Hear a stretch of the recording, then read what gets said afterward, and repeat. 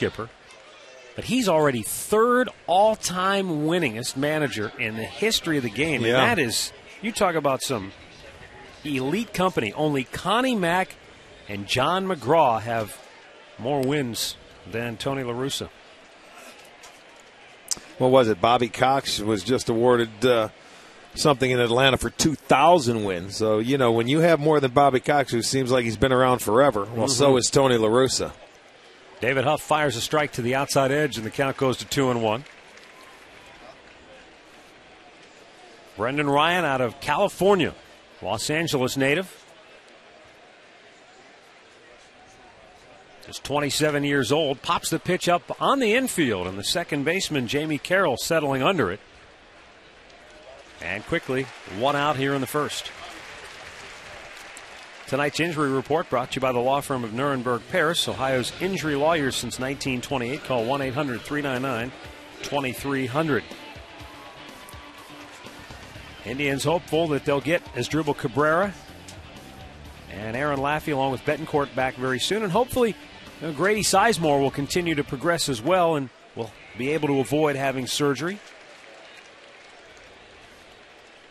Rick Ankiel, the one-time pitcher turned outfielder. Pop foul back out of play. Ankiel will turn 30 next month.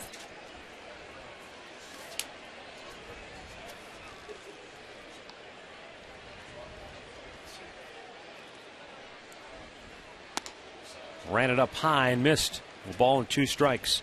Rick Ankiel, just the 12th player, there you go, since 1947, all time, to hit his first homer as a pitcher and then later homer as a position player.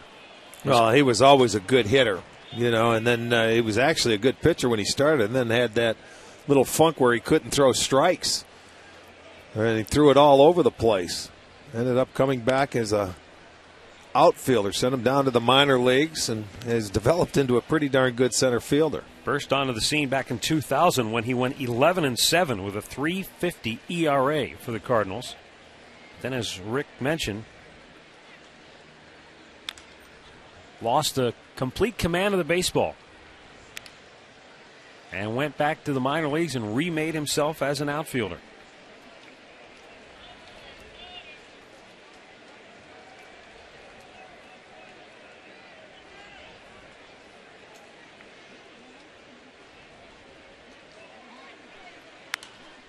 Yanked foul.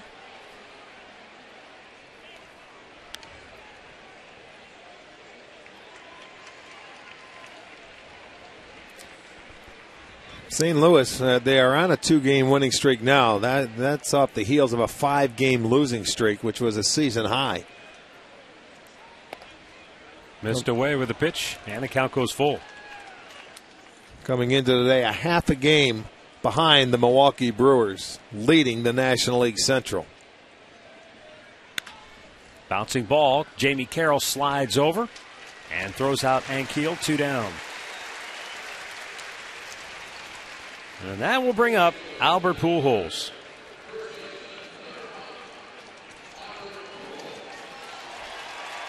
You know, we were talking about the draft just yesterday with Brad Grant, and the day before we were talking about it with Chris Antonetti. Here's Albert Pujols, a former 13th round selection, the 402nd overall pick back in 1999, and now one of the best players in the game. If not the best player, when you look at it. I mean, you look at the start to his career of hitting 300, hitting 30 homers, driving in the runs. Firestone League leaders, Firestone, a tradition of innovation. When he hits them, they tend to go for extra bases. That's the excellent slugging percentage of .654. How about the year Ibanez is having over in the National Yeah. League? I mean, he's always a good player, but now he's like a notch above over in that league. The 1-1 pitch.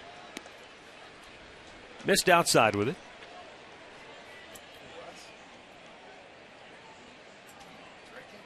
His season walk total has risen every year but one. Pops him up right at home plate, and this should get Huff out of the inning. Shopik under it. He's got it. And David Huff does a nice job to set the Cardinals down 1-2-3. Now Shin-Soo Choo and the Tribe bring their bats to the plate when we come.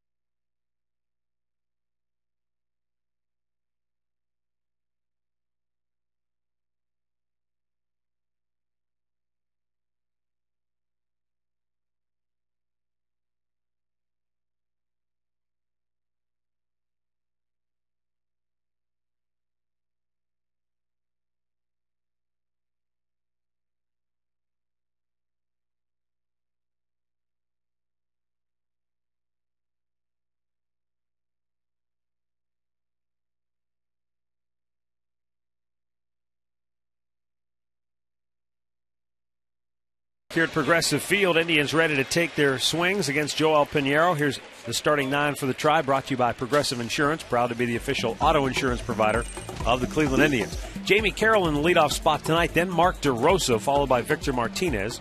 Chu, Peralta, Hafner fill up the middle, and then Francisco, Garco, and Shopik round it out. Jamie Carroll batting .317 on the year. Takes the first pitch strike from right-hander Joel Pinheiro. Remember him with the Seattle Mariners.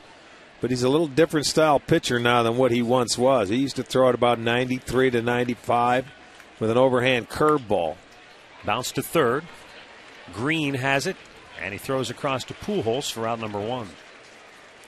Let's set St. Louis's defense for you. In the outfield, it's Stanovia. And Keel is at center. Ludwig is in left.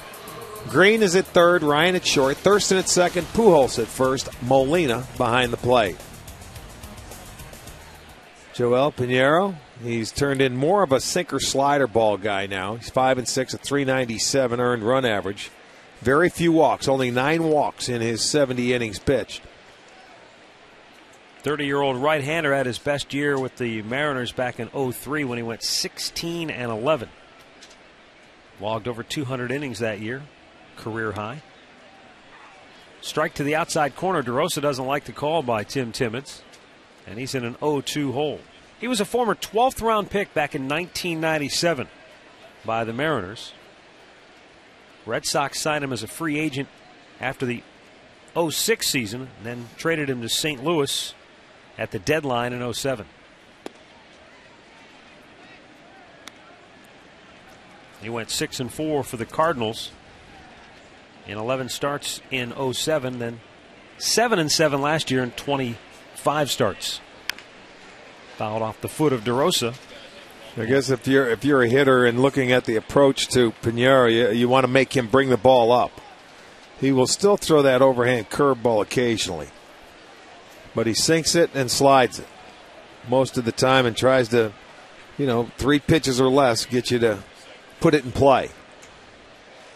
Now the 1-2, and he got a piece of it again. Pinheiro had 2 stints on the disabled list last year, right shoulder soreness and also a groin strain.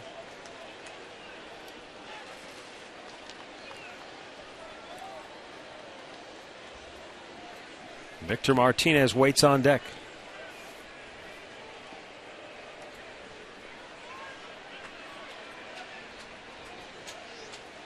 Now the 1-2 pitch. Ran it in off the plate.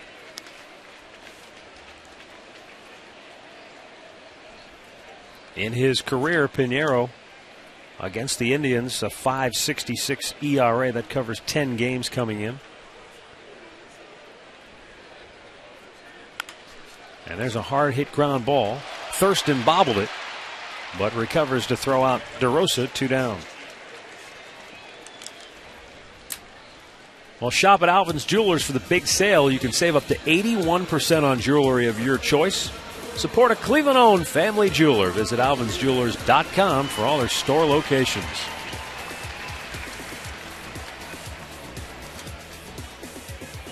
Here now is Victor Martinez. He's at first base tonight. Comes in batting .339.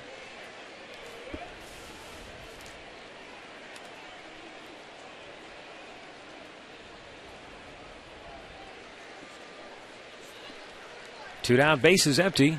First inning, no score. And Pinheiro fires it in there for a called strike. Big difference today and yesterday, huh, as far as the weather goes? It was like we were in London yesterday. Nice, bright, sunny day here today.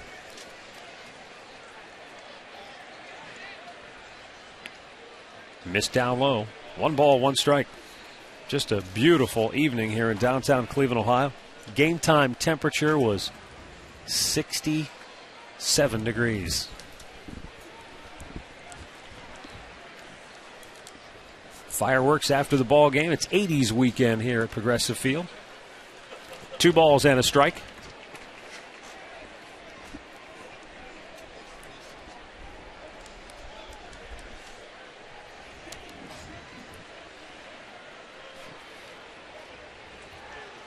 Pinheiro takes a long look in. Now the 2-1. Swung on and missed. Changed speeds nicely. 2-2. It'll be interesting to see how things may or may not change after we get through this stretch of interleague play, Rick, because going into tonight, 13 of the 14 teams in the American League are within 7.5 games of first place. Wow. Well, last year, I mean, the Indians, they did not play well, 6-12 in interleague play. Mm-hmm. And you've got 15 games now against the National League Central coming up. After the Cardinals, it'll be the Brewers, and they hit the road to play the Cubs in Pittsburgh, and then we ended up here with Cincinnati in 2 weeks. So they're going to have to put it together if they want to move along. They won their last 2 series, and that's what the key is. Martinez draws a 2-out walk, so the Indians have their first base runner. And it will bring up Shin-Soo Choo. Let's get a look at our great clip of the game from last night. I want to know how many times people have seen this. I would say a few. Yeah. That bird, there it is again. One more time. I think the bird, he hit the ground harder than the ball hit him.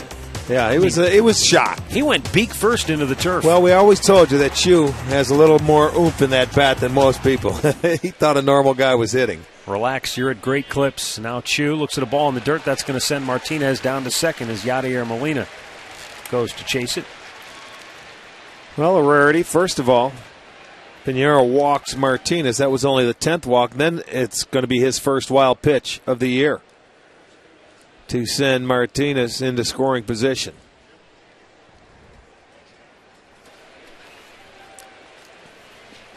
All right, so now Choo with that runner in scoring position, looking to drive in a run here. He has 35 ribbies on the year. And Pinheiro misses again, 2-0. Pinheiro has lost his last 3 starts. As a matter of fact, he's lost 6 out of his last 7. Came off, he had a terrific month of April. He was undefeated, 4-0. And then a 1-5 May. Really struggled. Although his ERA was not that far off. They just didn't score a whole lot for him. Up the middle it goes into center field. Martinez coming around third. They're going to wave him home. And Keel will not make a throw, and the Indians will take the lead. Shin-Soo Choo delivers with an RBI hit in his second consecutive plate appearance. He had gone 0 for 9 in that Royals series before delivering in his final at-bat last night, and he gets a ribby in his first at-bat tonight. Well, this is going to be our McDonald's. I'm loving it. And Choo staying into the middle of the field, so that stays on that sinker. He doesn't try and pull it. It scores Victor easily, so the Indians First time they've scored, or what, the second time in the last 19 games. We talked about that last night. The first inning has been a tough inning for the Indians to get on the board this year. All season long, but especially of late. Not tonight, though. They grabbed the early lead, and it comes with 2 outs. And Johnny Peralta, who had a big hit in last night's game, stands in. It was Peralta who tied the game, just missed hitting one out of here. Yeah, he was about a foot away. I remember that last time we went to Kansas City and Soria really had Peralta on that slow curveball, but he hung him one last night, and Johnny jumped all over it and got him back. Made him pay. Now the 1-0. Johnny fouls it straight back.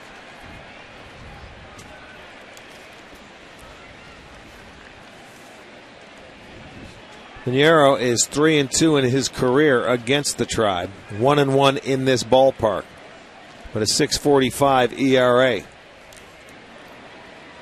Well, the Indians hitters who are playing tonight are a combined 16 for 51 off Pinheiro. That's good for a 3.14 average. So the guys in there have had some success against him and some familiarity.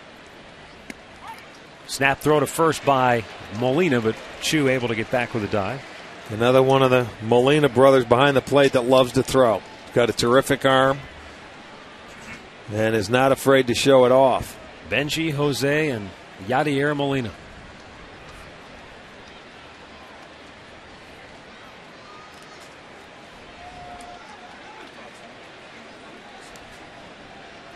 Now the 2-1. Johnny got a piece of that to stay alive. For Pinheiro, that's the 7th run allowed in the first inning. In now start number 12. There's David Huff, who, after setting him down 1-2-3 in the first, has the lead.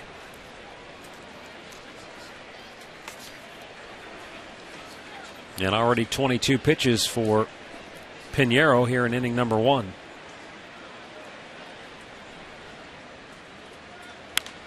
And it's popped up, foul, out of play.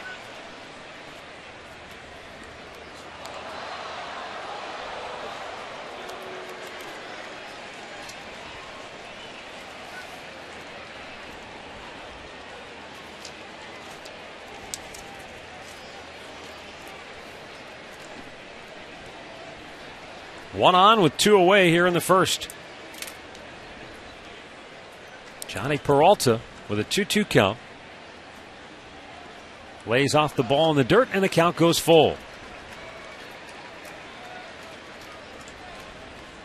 So one of 2 things is happening here in the first inning, Rick. Either Pinheiro just doesn't have as good a command as he would like, or the Indians are able to lay off that pitch he's trying to get him to chase. I think they may be laying off his pitch. You have to make him get the ball up.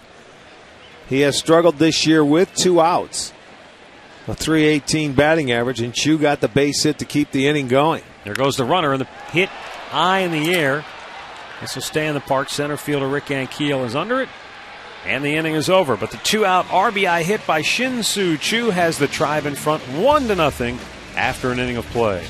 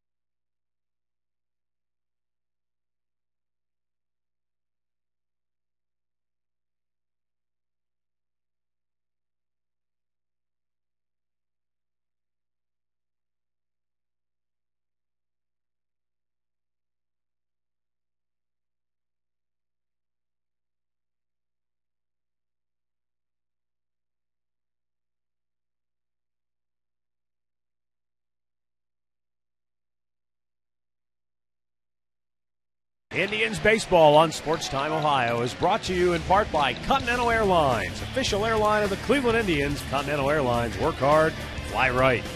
By McCafe Coffees at McDonald's, all made to order with fresh ground espresso beans. And by All Care Dental and Dentures, we make seeing the dentist easy. Back here at Progressive Field, Ryan Ludwig leads off the second inning here for the Cardinals. Ludwig with 9 homers, 30 runs batted in. And he shoots this one foul. Ryan Ludwig was a good player for the Indians. The problem for him at that point in his career was just health, just trying to stay on the field. He had knee injuries that hurt him while he was with the Tribe. Spent a year at AAA with the Tigers and had good numbers, but the Tigers let him walk after that year. And he's found a home now in St. Louis. Flies out to left to open the second inning, 1 away. Well, tomorrow, when this series continues, there'll be a little different start time. It'll be at 4:10. It'll be a Fox game. All fans are going to receive a Shin-Soo Choo bobblehead. And after the ball game, you can watch the movie Major League right here on the Progressive Field scoreboard. So visit Indians.com for your tickets. The Chew bobblehead, which is an 80s theme this whole weekend is. That's right. The fireworks display tonight.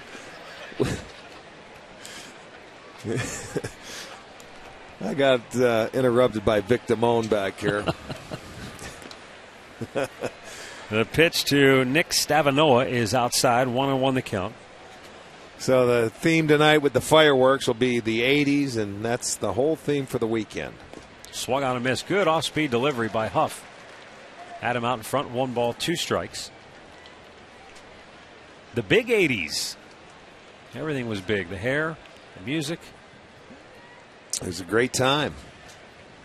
You were big in the 80s. Yeah, that's right. Everything was big. You're absolutely right. 2 down as Stavanoa strikes out, and David Huff off to a great start here tonight. He set down the first 5. Let's get a look at our Alltel Text Bowl question of the game. Who's your favorite character from the movie Major League? Sticking with our 80s theme. Rick Vaughn, Jake Taylor, Willie Mays Hayes, Roger Dorn, Harry Doyle, or Pedro Serrano. We're going 6 deep tonight. I know it. You've got your work cut out for you tonight. I think I know who's going to win, though. Do you? Yep. Now the next question is, can you name all 6 of those actors? Chris Duncan with a base hit into right field, and the Cardinals have their first knock off Huff tonight.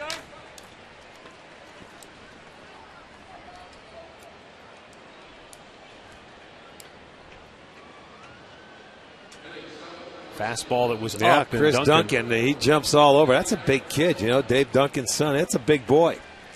Dave Duncan, longtime pitching coach for St. Louis and a former teammate of yours. Yeah, he coached here for a number of years, too, before he went to Chicago to become a pitching coach for Tony La Russa back in '83. Here is Yadier Molina taking a strike. Duncan, known as a no-nonsense, take-charge individual.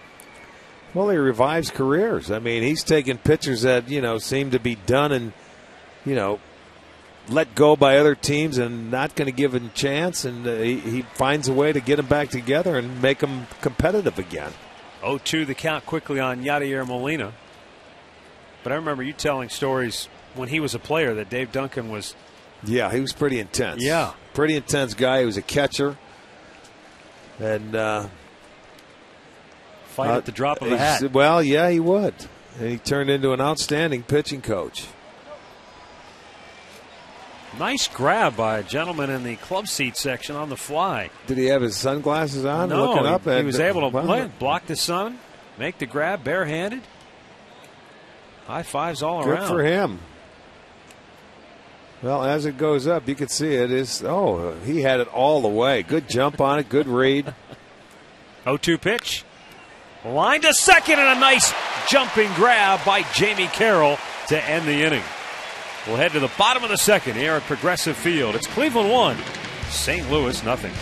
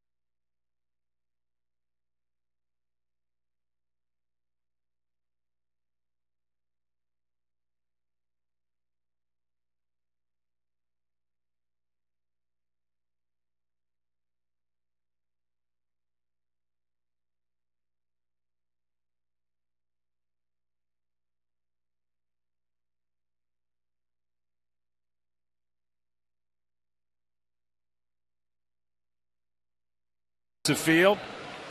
Tribe with the 1-0 lead as we go to the second inning. Travis Hafner, Ben Francisco, and Ryan Garco to face Joel Pinheiro.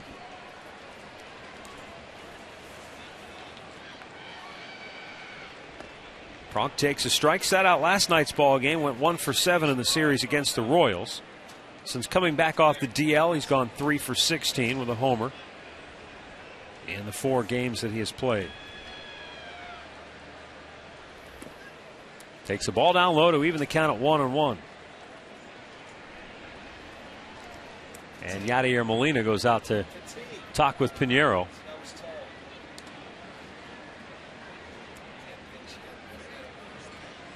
I don't know if this is just a case where Molina is detecting an early pattern by Pinheiro where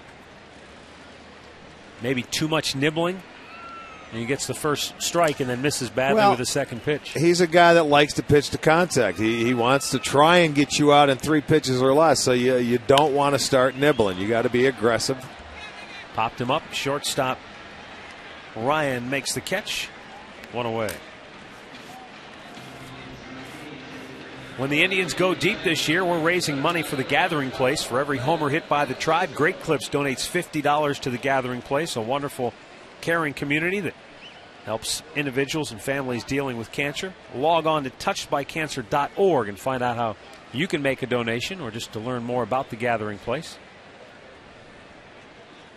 Ben Francisco takes a called strike.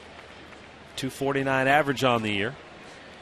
He had a rough series against the Royals, going 0 for his last 6. Well, whatever Molina said, it's worked because it's 3 straight strikes, and I mean pretty aggressive.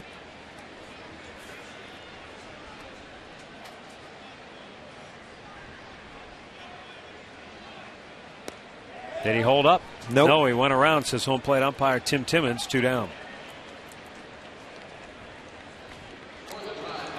First strikeout for Joel Pinheiro. 2 away here in the second inning, and we'll see Ryan Garco now batting 8th tonight. Well, and there you go. A pitch out of the strike zone. That's what happens when you get ahead of the hitters. You got an opportunity to expand their zone, and Ben couldn't check his swing, so Pinheiro gets his first strikeout.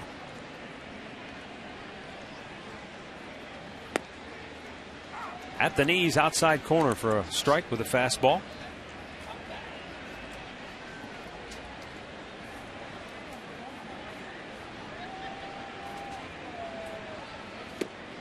And a good off-speed pitch to get ahead now 0-2.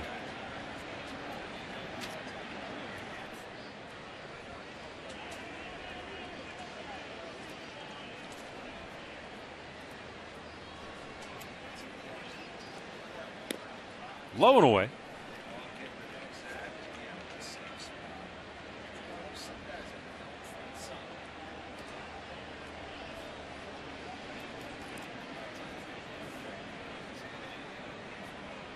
Now the 1-ball, 2-strike pitch is a tapper hit to third.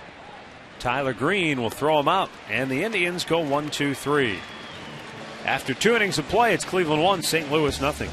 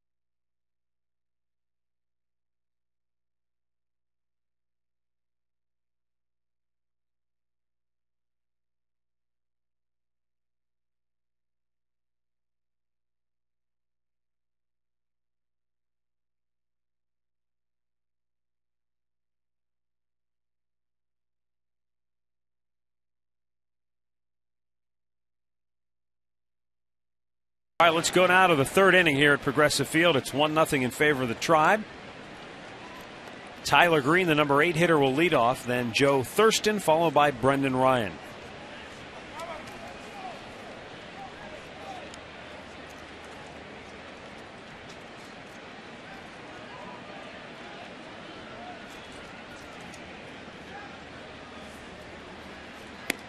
And the pitch is outside for ball one. Tyler Green, 25-year-old infielder, native of North Carolina.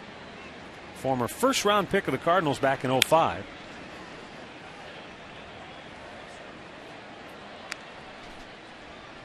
He was originally drafted by Atlanta in the second round out of high school in 2002, but did not sign. Then he went to Georgia Tech and moved up his status to a first-round pick. Pretty rare that you see a guy get drafted in the second round and not sign. But it worked out well in the case of Tyler Green. He went to Georgia Tech and he was the team's captain, All-American, All-ACC.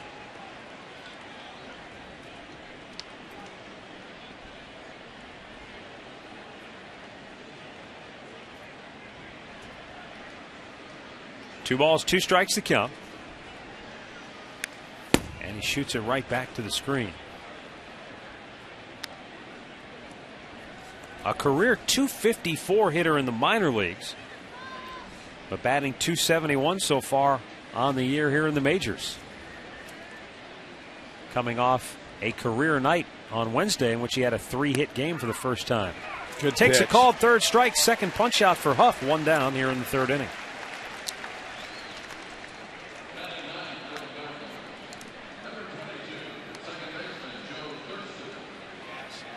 Good pitch on the inside part of the plate. Right there, locked him up. And you get it called. Nicely done. Strikeout number 2 for David Huff. Case where he had him looking away. Gave up on that inside part of the plate. Joe Thurston batting ninth. The Redbirds' second baseman takes a strike on the outside corner.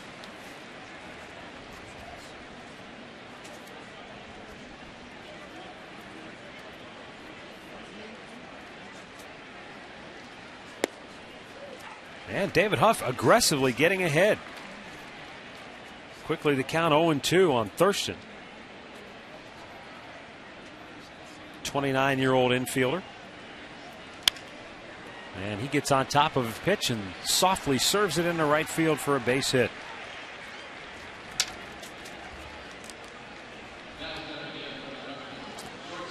Well, follow the Tribe on your iPhone and iPod. Touch with MLB.com @Bat 2009. This is a great new application. Features play-by-play video highlights and live audio broadcasts. Visit Indians.com on your iPhone or iPod. Touch to purchase this app today.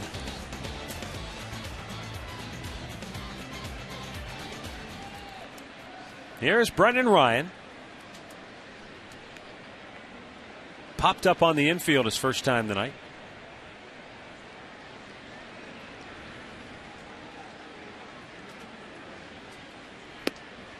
And he takes a strike. In the media guide, it says his nickname is Boog. But there's really only one Boog, isn't there? Well, that I know of. Boog Powell was a Big Boog. big man and a larger-than-life figure, too, when you look at some of the things he did post-career in advertising world, the Miller Lite commercials. And then when you meet him, he's enormous. Gentle giant, though. One of the nicest guys you would ever meet. How did he get his nickname Boog, do you know? No. It's got to be from down south. Well, he's from California.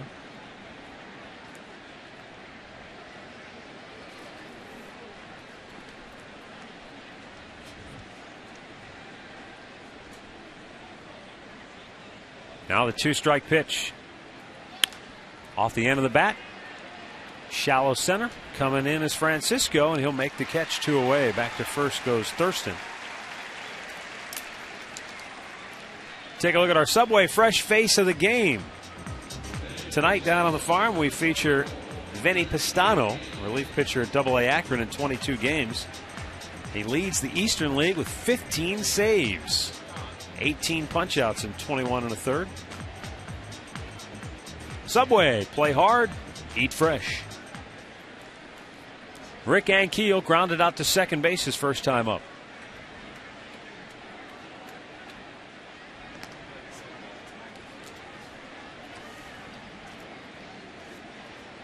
Joe Thurston does have 3 steals on the year.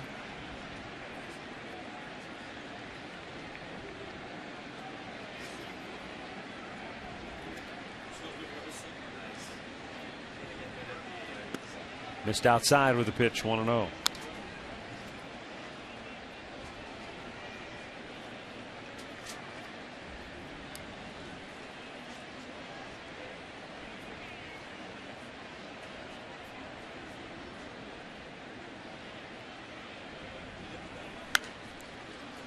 Fouled back out of play and the count 1-1. Talked about it earlier. Ankiel, first player since 1947 to hit his first home run as a pitcher and then later homer as a position player. The most famous of all of those players on that list, of course, Babe Ruth. Yeah, I was going to say that's the first one that popped into mind.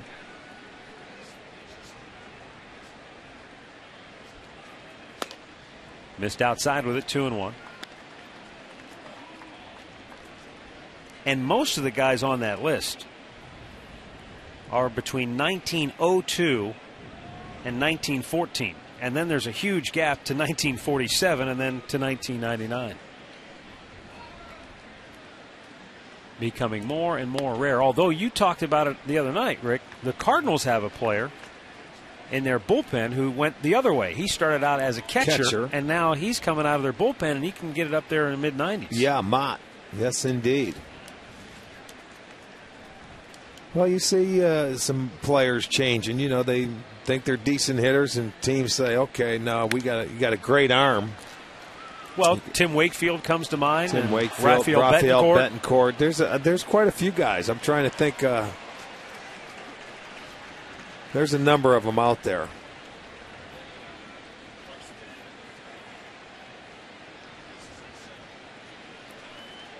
Two down, a runner at first. Thurston will be off with his 3-2 pitch. And Huff's payoff is hit on the ground. Backhanded nicely by Martinez, and the inning is over. David Huff works around the one-out single. And we'll go to the bottom of the third. Still Cleveland 1, St. Louis nothing.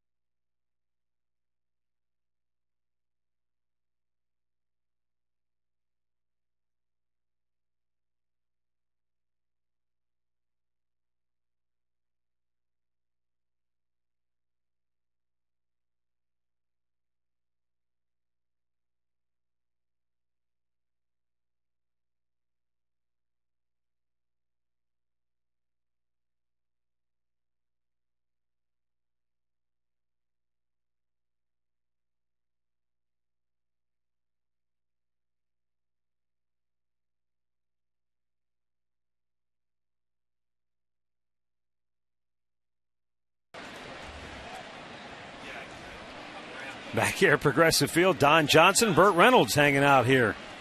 They got to come on. I want to get one of those heads on. Who else is that with them? We'll figure it out. Kelly Shopik takes a strike from Joel Pinheiro. Shopik hitting 9th tonight. Comes in batting .204.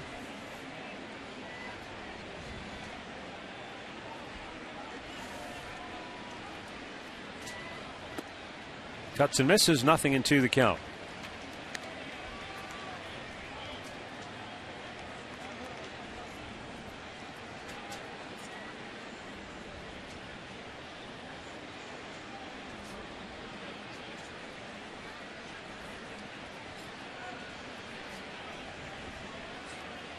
Two-strike pitch and ran it in off the plate. We want to send along our best wishes to Kelly's dad, who's down in Fort Worth recovering from triple bypass. He's in the chair watching baseball, and Kelly told me today he wants to send his best wishes. So a speedy recovery, yes, Mr. Indeed. Shopik.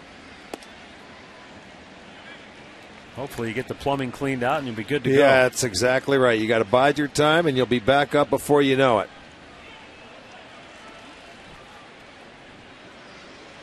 Kelly may bring you in to chase the grandkids around. That'll get you going.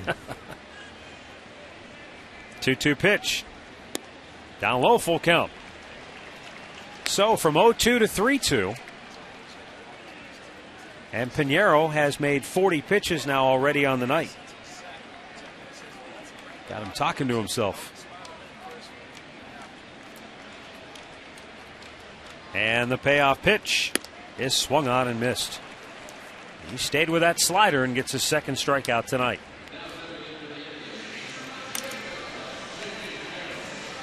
Well, before the ball game today, nice event here on the field.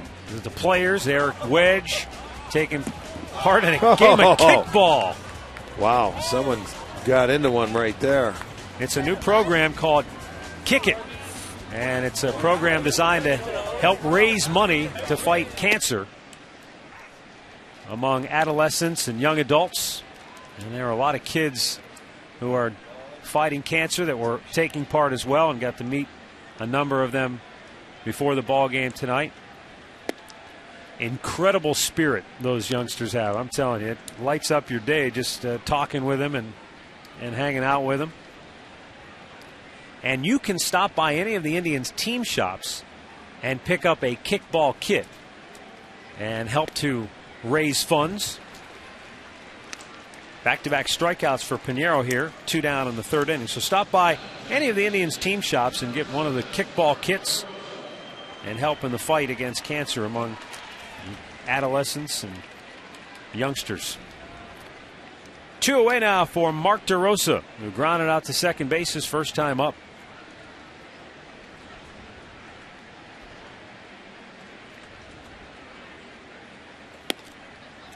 Pinheiro misses outside for ball 1.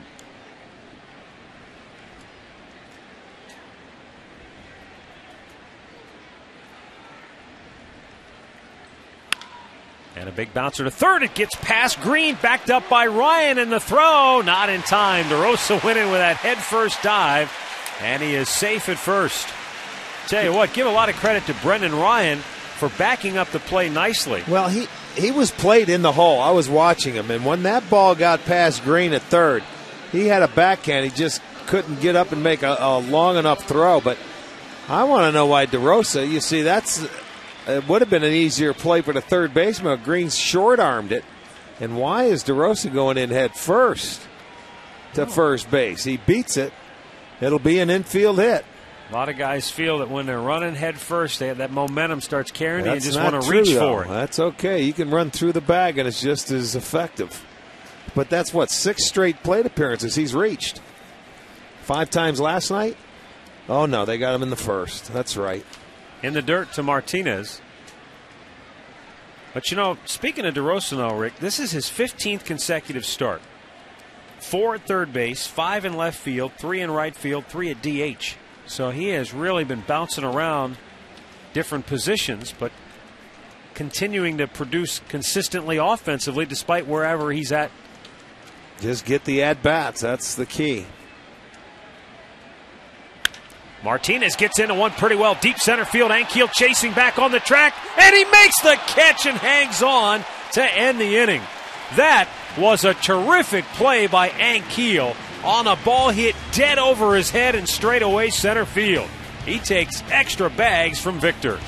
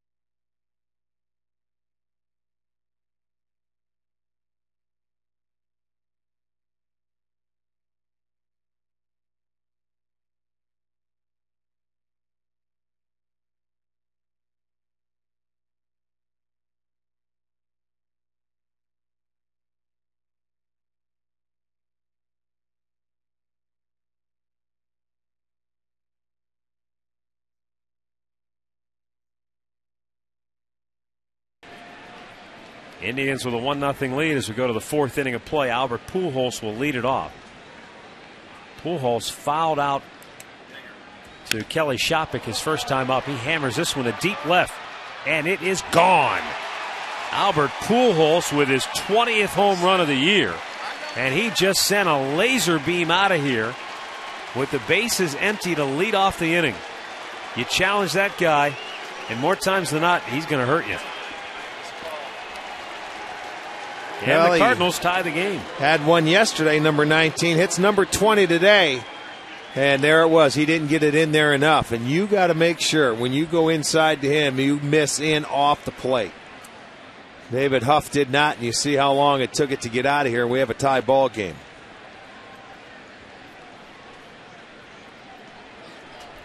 Well, here's Ryan Ludwig now. Flied out to left his first time up.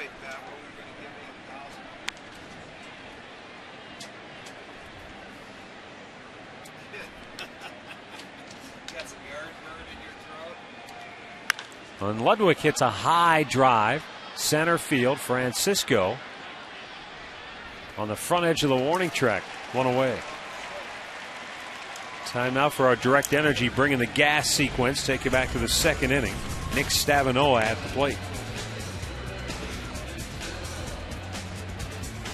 Well, David comes out, gets ahead of him with a fastball away. Gets him to swing and miss. And then changes speeds and gets him on the changeup.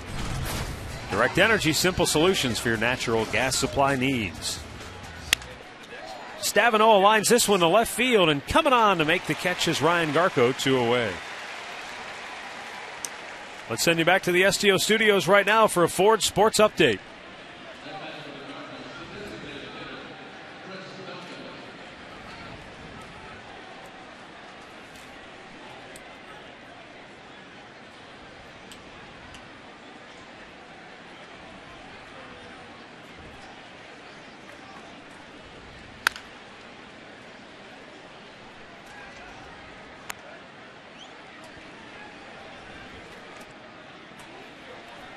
Oh, and 1 the count here on Chris Duncan, who had a base hit his first time up. Singled into right field. This one slicing foul down the left side and out of play.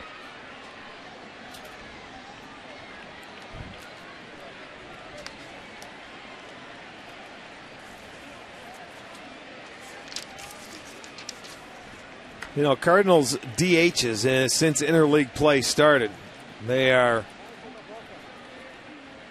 the best as far as designated hitters go. 324 batting average and a 526 slugging percentage since 1997 when they've had a chance to DH. Oh, home plate umpire Tim Timmons said Duncan went too far, and he rings him up to end the inning. Third strikeout for David Huff, but the blast by Pujols puts the Cardinals on the board. We're tied at 1.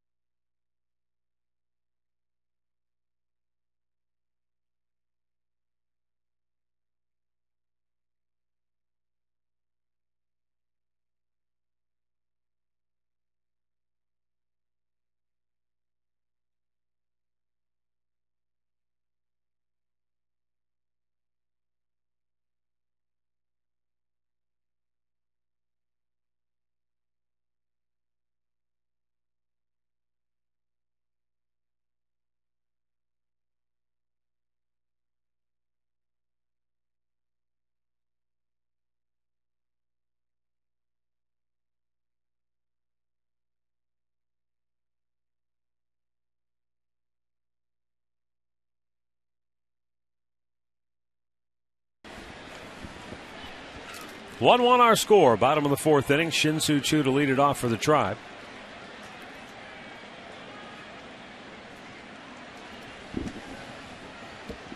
He drove in the Indians' only run in the first inning with a 2-out RBI single to center.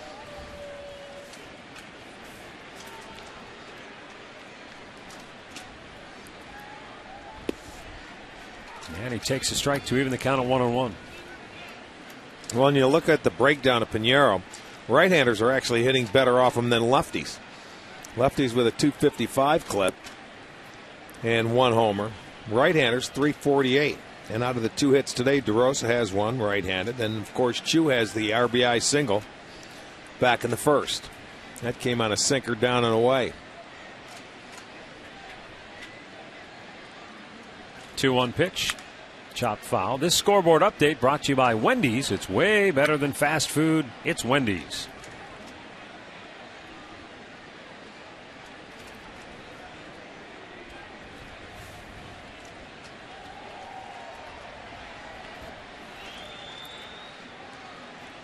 Pinheiro's 2-2 pitch. Check to swing. Did he go? They appeal. He did not go. Full count. No, Tim Timmons has really been herring it from Tony La Russa. And now La Russa continues to bark back at Timmons. And I think this is over the fact that Chris Duncan was rung up on a check swing. And now the Cardinals are barking back saying, well, wasn't that the same thing there? Yeah, exactly right. That's exactly right. Choo lines one towards center field, but Ankiel, man, does he cover a lot of ground in what seems like only a few strides. Browns fans, you can win a Trips Pack, the Browns' new 3-game ticket plan. Log on to STOHD.com now and tell us your 3 favorite Browns receivers of all time, and you'll be automatically entered to win.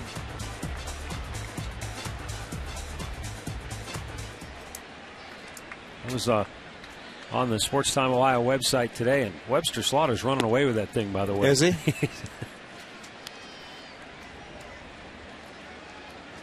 He is far and away one of the favorites. 1-0 pitch. Bounce to short. Ryan guns him out. 2 down.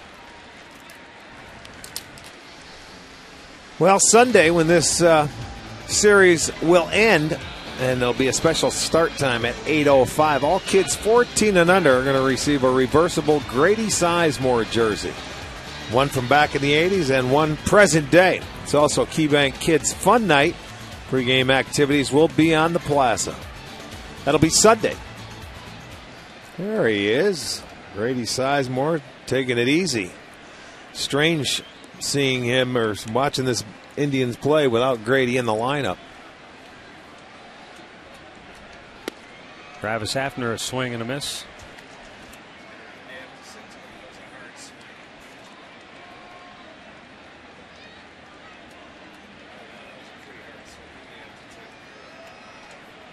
Hafner popped up to the shortstop his first time up. Swings at a breaking ball in the dirt. 0-2 the count.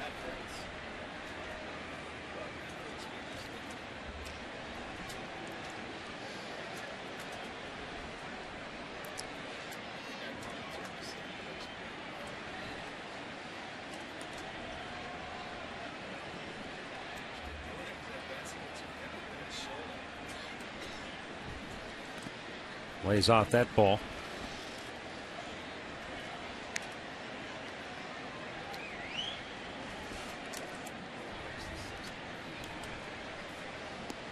We're tied at 1, bottom of the 4th inning. 2 down, bases empty.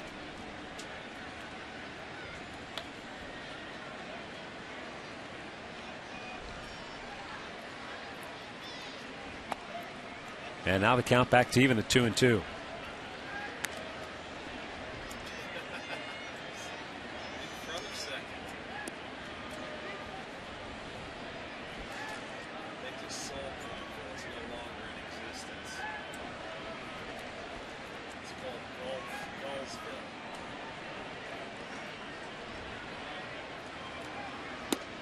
Just missed with a full count. Close pitch. That's a little backdoor slider. You know, he throws that pitch out there, the sinker goes away, and he starts one out there. It's actually a slider. And come back in. That's a pretty good pitch right there.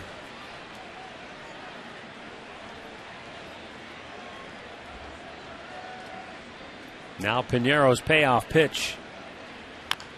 And Hafner grounds it foul.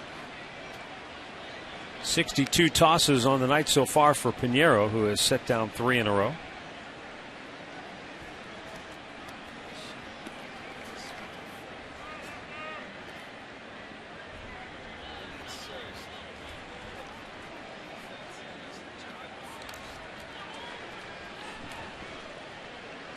Now the 3-2. And it's ball 4, so a 2-out walk. Second issued by Pinero tonight. Will bring up Ben Francisco.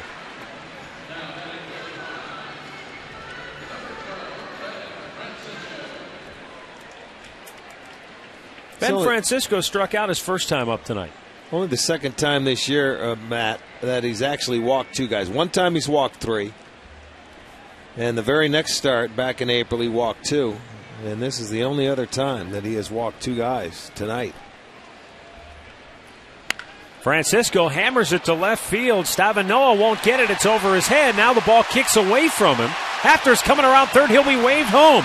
Brendan Ryan's relay throw is offline, and the Indians take the lead. Throw back to second. Francisco is safe.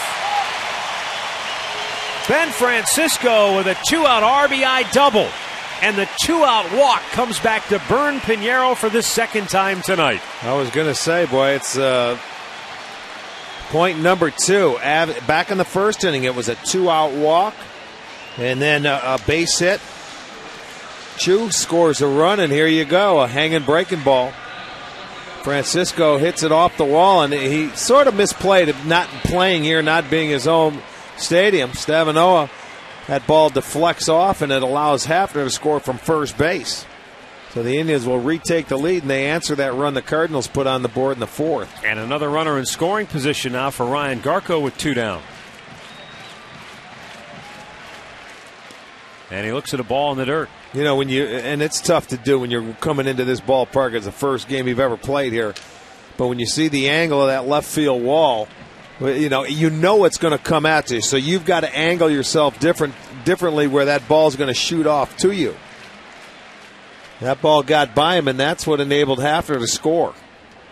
That, and also on the replay, if you notice Brendan Ryan, he didn't really give himself a chance to set his feet and make the throw. And with Hafner running, he probably could have taken another step to gather himself, and he would have made a better throw. He may not have gotten him anyway, but as it was, his throw never had a chance. Tried to get it as quickly as possible and get it in. 1-1 pitch. Garko jammed, fouls it off. Watch where the ball deflects. He was going after it thinking he had a catch, though, so that's a little tougher. He thought he had a chance to catch the ball, and that's why it deflected over him. He got on it in a hurry. But by the time he hits his cutoff man, you were right. They felt with 2 outs they're going to try and score him anyway, so he wanted to get rid of it quickly. I didn't think he was going to try to catch that ball, but he was. So in his defense, that's not his fault. Now a 1-2 count on Ryan Garko. And he just did get a piece of it, and then also got a piece of Yadier Molina. Off the hand, it looks like. Ouch. And out comes the Cardinals trainer along with skipper Tony La Russa. It may have gotten him on the thumb. And if it got him on the thumb, that can be very difficult. Well, yeah, it's exposed, and it's going to happen. It's just a matter of Garko really reached out. He's got to see if he broke a nail or he's bleeding right there. You see that hand? You can never really hide it, and that hurts. I mean, right off the top. I don't know if it's the thumb or the top knuckle, but that hurts, boy. Bare knuckle, nothing there to get. Catchers are tough, though. He's going to hang in there, trying to get some feeling in it. Well, with 2 outs why tonight, don't you throw it? You throw it back to the pitcher. Yeah, I got some feeling. We're okay. Let's go. With 2 outs today, the Indians walked twice. They have 3 hits, and they've scored both their runs. Coming with 2 outs, you'll take another look at it. Boy, you talk about zooming in right on the top of the hand. Right on that top knuckle on the index. All right, so Garko's still alive.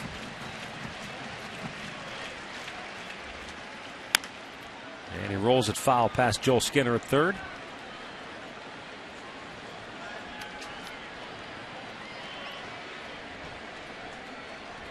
Indians tonight with the 2-out damage.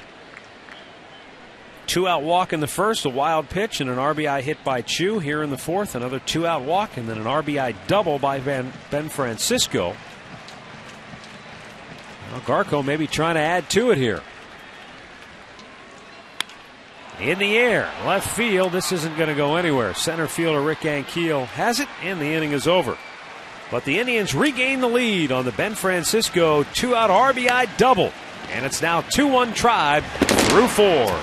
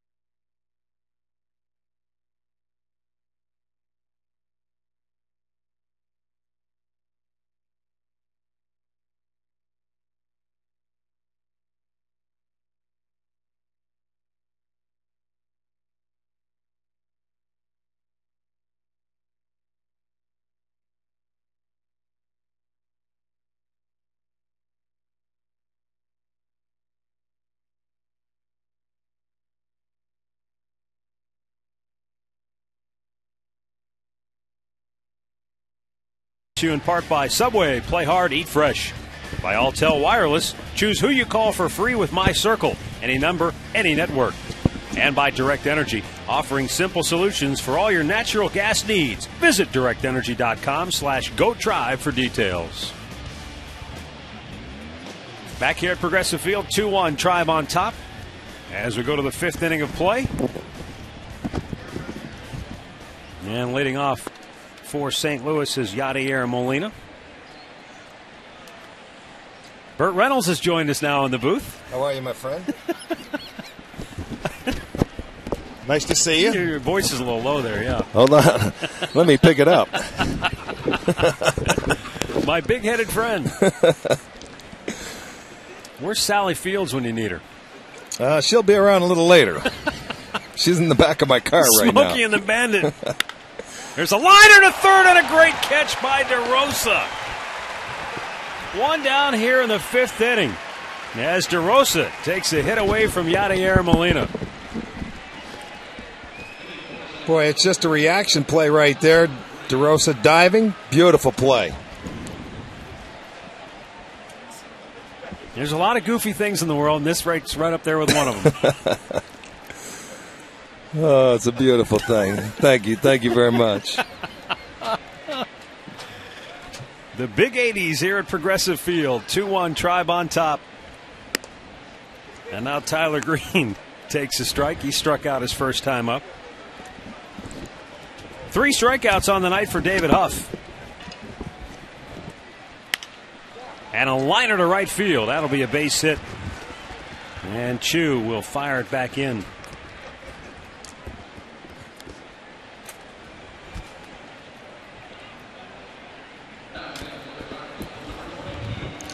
I don't even know where to go with this.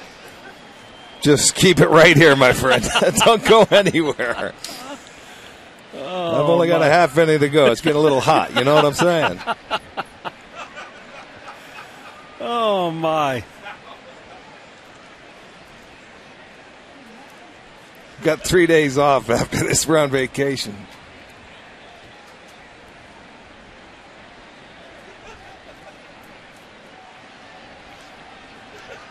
Here's the set by Huff and the pitch to Thurston. And it's down low for ball 1. I hear we're getting a little game together. It's the Guards against the Cons. Oh, jeez.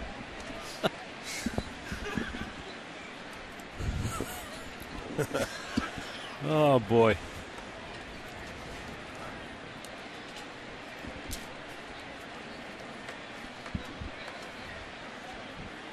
Now the toss over to first drives Green back.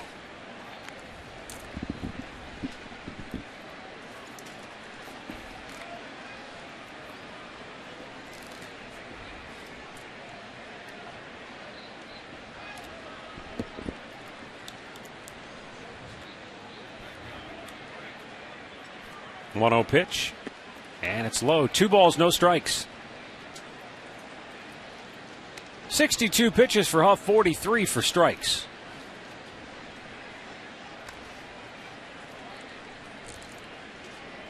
Thurston took a long look down to Jose Akendo, the third base coach. Dave McKay coaching at first for Tony La Russa's Cardinals. Well, you're getting into that situation where you have a count you can run in. 2 balls, no strikes, and then you're flipping up to the top of the order. Runner holds and a double play ball Beautiful. hit to second. Carroll to Peralta. Back to first, an inning-ending double play. 4-6-3. They turn 2. Bert and I will be back with the bottom of the 5th. 2-1 Tribe on top.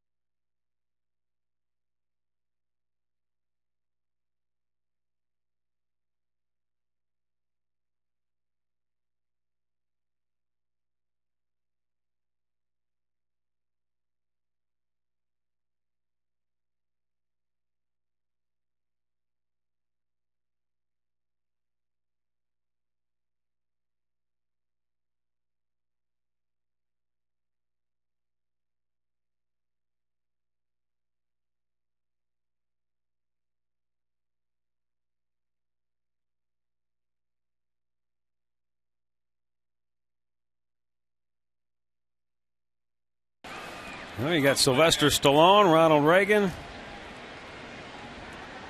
Not sure. Well, that's got to be Joan Rivers. That's what I was thinking. Not the guy bouncing up and down. Kelly Shopik will lead off the home half of the fifth. Tribe leads at 2-1. Shopik, a strikeout victim, his first time up.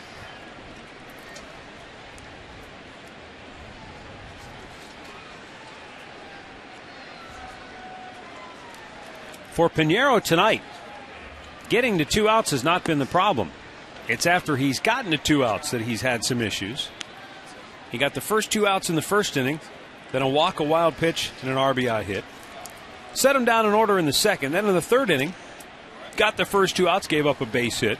Got out of the inning on a terrific play by center fielder Rick Ankiel to end it. Yes, it was. Then in the fourth, got the first 2 outs, a walk, and an RBI double. Missed down low, a ball and 2 strikes.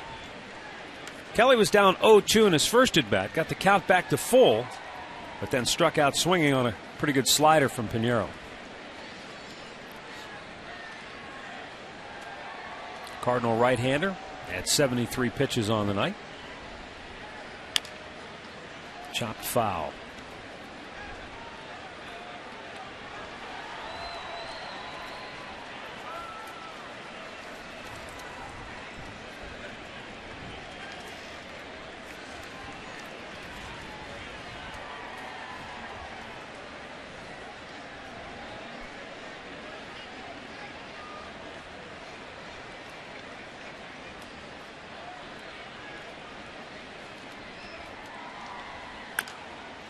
And that's chopped foul again over there towards third. Send along some birthday wishes. Let's go to George Watkins of Kent, turning 87 today. George, happy birthday to you. And Jackson Fiolik from Harpers Ferry, West Virginia, turning 3. Happy birthday, Jackson.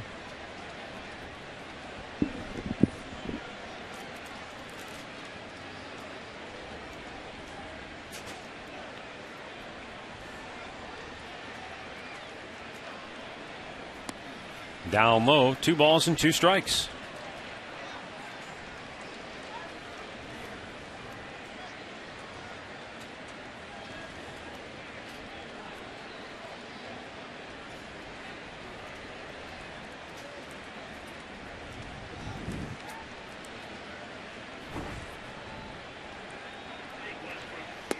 Swung on and missed. 4th strikeout for Joel Pinheiro, 1 down here in the 5th.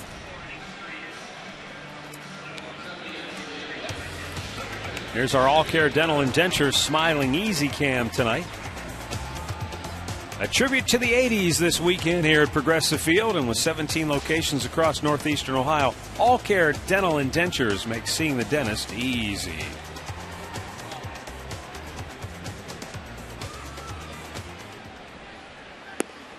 Boy, it makes it easy when that sun shines out, huh? To have a nice smile. What a day it has been.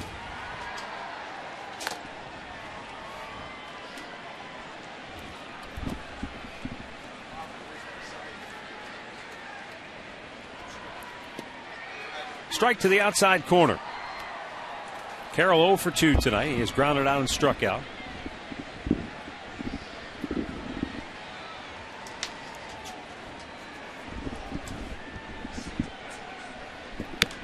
Big bouncer foul over into the Indians' dugout. When you talk about the decade of the 80s, it was a pretty good decade for the Cardinals. They were world champions in 1982 when they bested the Brewers. That's right, 7-game series. They were runners-up in 85 when they lost Kansas to City. the Royals, and then again in 87 when they lost to the Twins in a 7-game World Series. That the home team won every game. Every game, that is correct.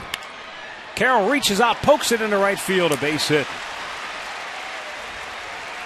That's the first time tonight the Indians have had a base runner with less than 2 out.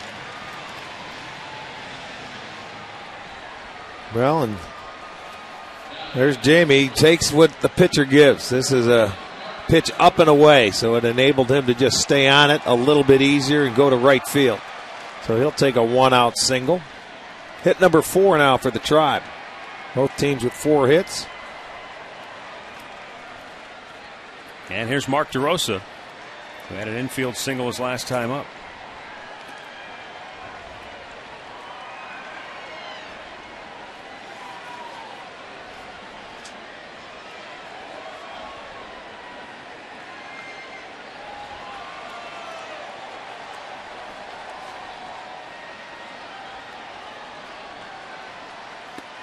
Looks at the ball inside.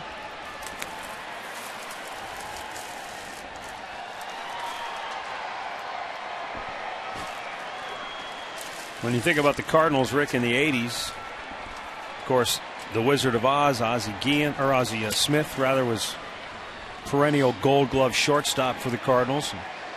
Also, Bruce Sutter was part of that 82 World Championship team. Not to mention the speed merchant, Vince Coleman. Oh, yeah.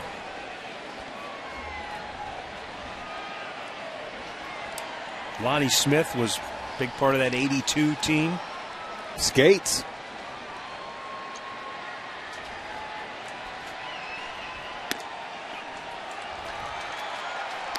Well, that back then when Whitey Herzog was the manager, they had some guys that could run, boy.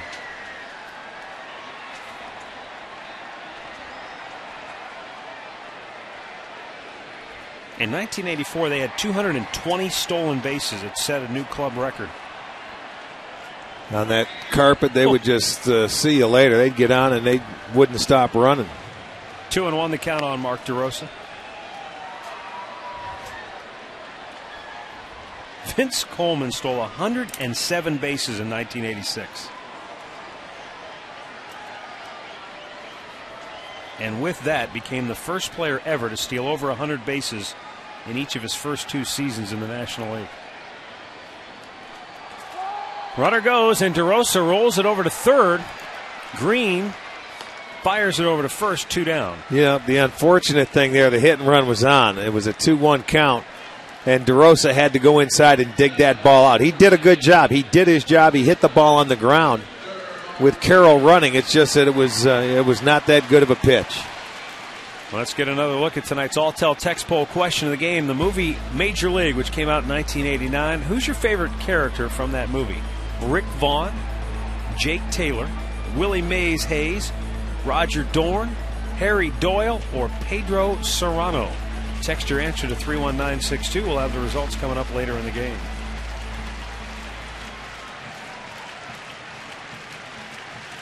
Victor Martinez drove one to deep center field his last time up, and Rick Ankiel ran it down on a splendid play defensively. And a called strike. Well, if everything holds to form right here, the Indians should score another run. They have 2 outs. That's how they've done it so far tonight. Once in the first and once in the fourth.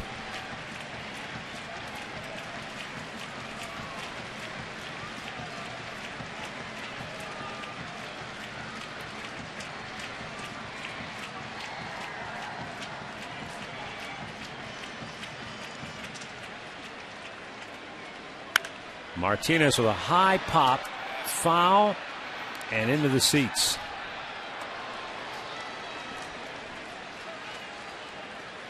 Molina out with a word for Pinheiro. As they've got him down on the count now 0-2. Probably talking about how they want to set him up maybe.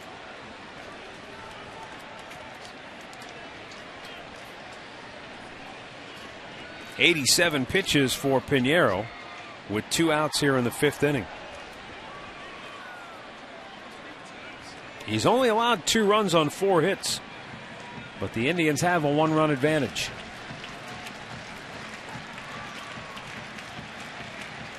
Toughest outs of the game so far for Pinheiro have been the 3rd out. Let's see if Martinez keeps that true to form here. In the dirt.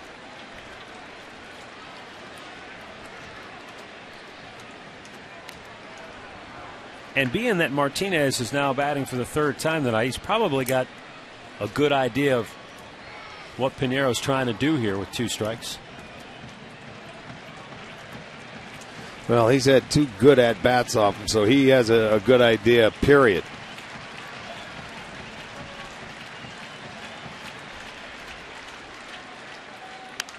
Fouled back. Looked like he challenged him there, but he made a pretty good pitch in to Martinez. Didn't give him a lot of swinging room. That's where Victor could really frustrate a pitcher, because he has the ability, especially when he's locked in, to just not spoil good pitches.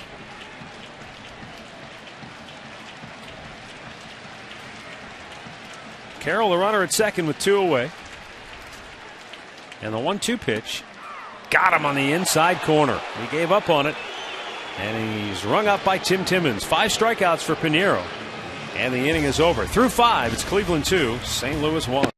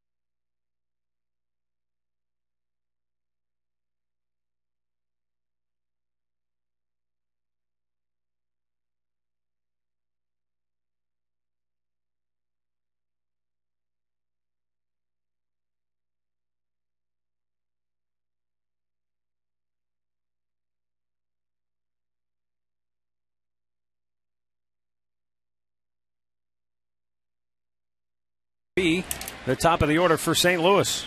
Brendan Ryan, Rick Ankiel, and Albert Pujols.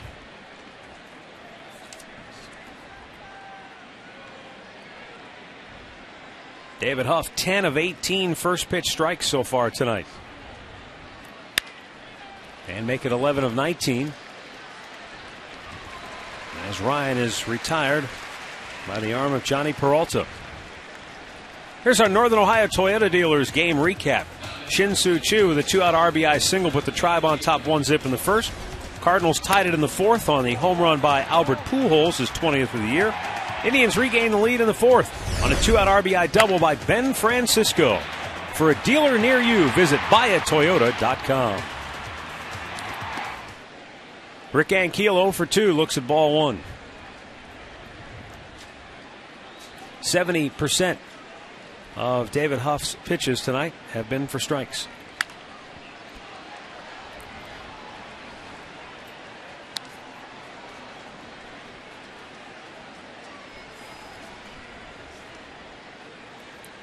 Well, he's been able to do what you have to do is keep the first 2 guys off base before you face Pujols. But he made a mistake to Pujols, and that's how St. Louis got on the board. A fastball, he didn't get into him.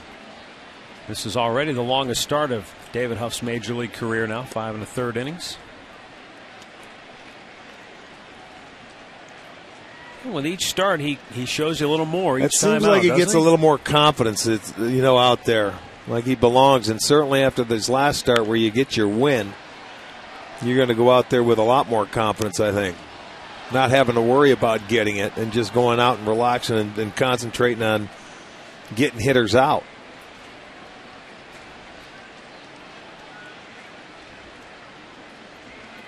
Now the payoff pitch. And lined up the middle for a base hit. And for the first time tonight, Albert Pujols will come to the plate with a runner on base. Jake Westbrook made a rehab start tonight in Akron. Went 4 scoreless, 3-hit innings.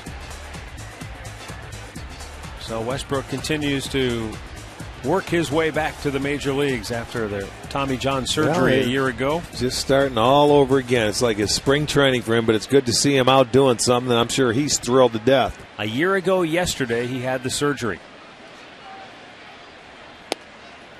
Albert Pujols takes a strike. Pujols homered his last time up on the first pitch. That was the fourth time this year he's homered in the first pitch of an at-bat.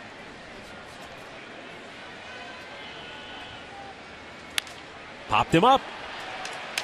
Peralta back, circling under it. 2 down. What is that? A giant out for David Huff. Looked like a good changeup in a good location, down. See that? Just on the outside edge, right down and away. Excellent location. Took something off of it and had Pujols out in front, and he popped it up. And Pujols knows he got himself out right there by chasing that pitch.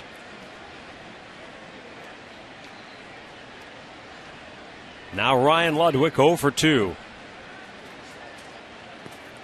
Looks at a breaking ball down low.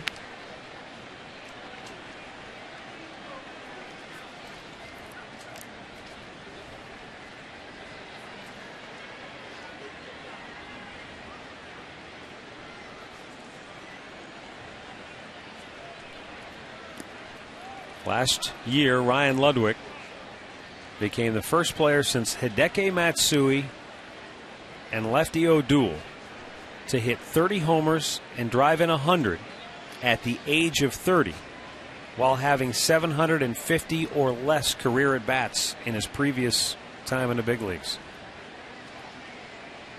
Well, I think you hit the nail on the head the first time when you said, he was going to get opportunities, but injury problems. The injury bug hurt him.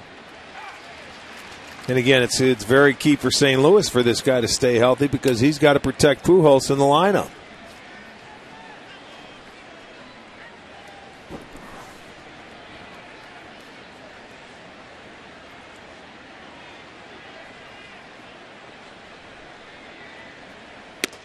Good pitch, inside corner. And it's a called strike, 2-2 the count. And that's what David Huff has to do. Any left-hander, you've got to be able to pitch inside for strikes. To the right-handers, right there. You saw him go in there a couple of times today. Tyler Green, he got his first strikeout going in there, and he's hit in there, which is very good. That opens up that changeup right there where he got Pujols out, and right here where he gets Ludwig out. Inning over, and the Cardinals now 0 for 6 with a runner on base tonight. Middle of the 6th, it's 2-1 Cleveland.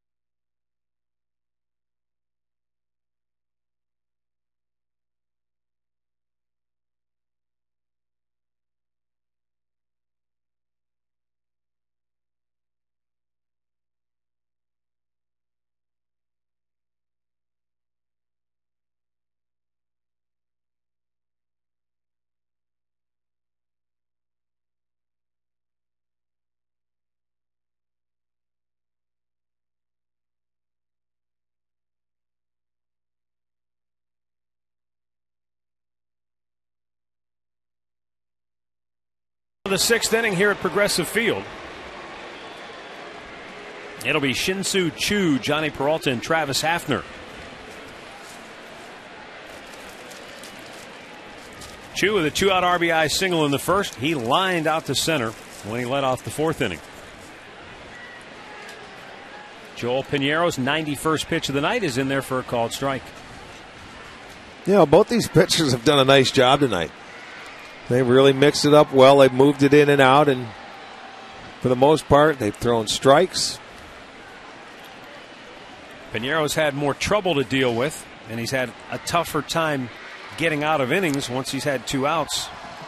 Right. Well, the walks have hurt him. He has 2 walks, and normally he doesn't walk. He's got the best walk-to-strikeout ratio in the National League, and both have come around to score. You know, no team tonight. Normally it's the leadoff walk that kills him. But tonight it's been the 2-out walk that's hurt him. They find a way, don't they? Choo with a leadoff single, and the Indians get their leadoff man aboard for the first time tonight. You know, no pitcher tonight on either side has given up 2 hits in an inning. Choo goes out and pulls that pitch. Finds the hole. Hit number 5 for the Indians, and Shin-Soo Choo has 2 of them.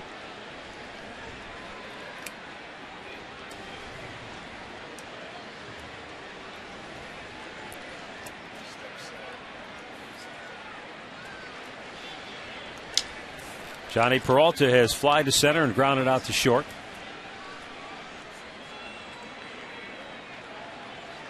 Getting to that point of the game, the middle innings, where when you have the lead, you want to try to add to it. Peralta and then Travis Hafner here in the 6th.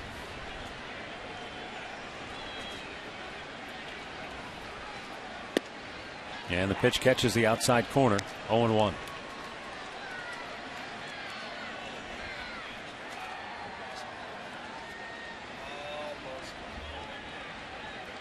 This is the only game of the series we'll have for you on Sports Time Ohio. Tomorrow's game will be on Fox, Channel 8 locally here in Cleveland at 4 o'clock.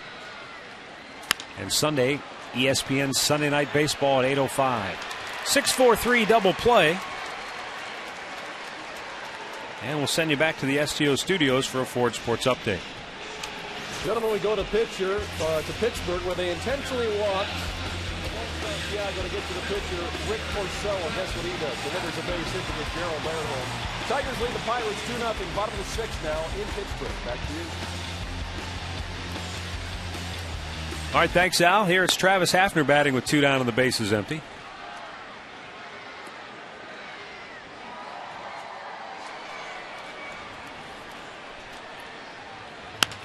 Up the middle it goes, and into center field, a base hit for Hafner. And it comes with 2 outs here in the 6th inning. And it will bring up Ben Francisco. Well, you don't want to forget about Dad on Father's Day. It's coming up a week from Sunday. And you can always stop at an Indians team shop. They have great Father's Day merchandise going on right now. You can get golf shirts, T-shirts, jackets, game tickets, and much more. For Dad, don't forget about him on Father's Day. Visit any of the 6 convenient Indians team shop locations. And speaking of which, Kurt Schloss runs the Indians team shops, dropping us a note telling us that Antigua Sportswear is celebrating their 30th year of producing men's, ladies, and youth apparel. And they're a proud supplier of the Indians team shops. So take advantage of those Father's Day sales that are running now through Father's Day. What dad doesn't like a nice golf shirt for Father's Day, huh? Sure, a little jacket. Hit the links in style. Ben Francisco had a 2-out RBI double in the 4th inning. And that 2-out RBI double scored Travis Hafner. Now he's got Hafner again at first with 2 outs here in the 6th, looking for an encore performance.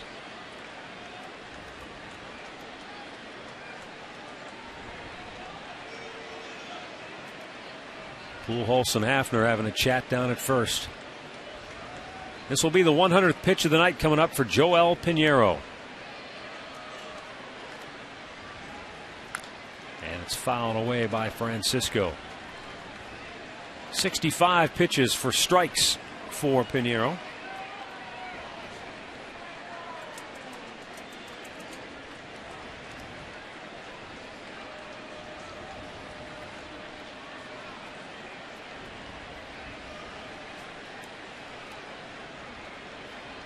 And on the 1-2, it's in the dirt.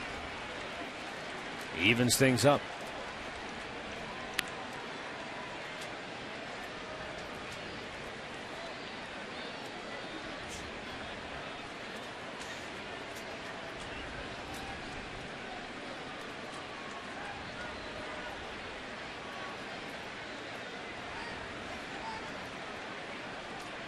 Two.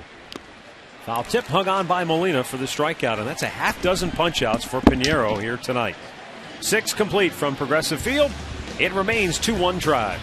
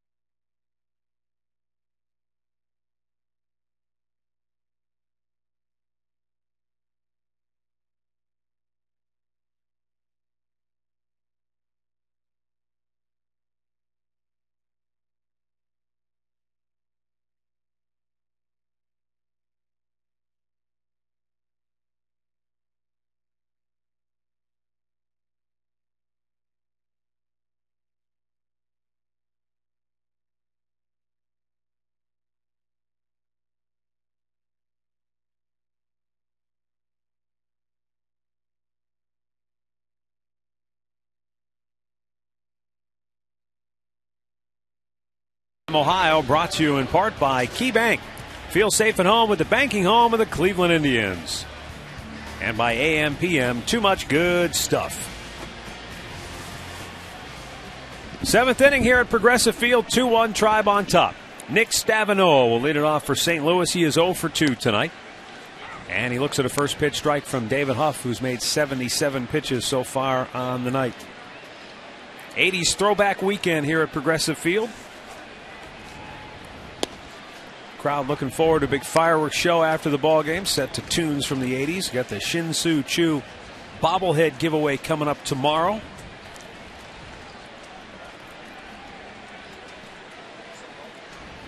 Swing and a miss. Ball in the dirt. Shopik will have to throw to first, and he does to complete the out. 1 away. 4 strikeouts now for David Huff.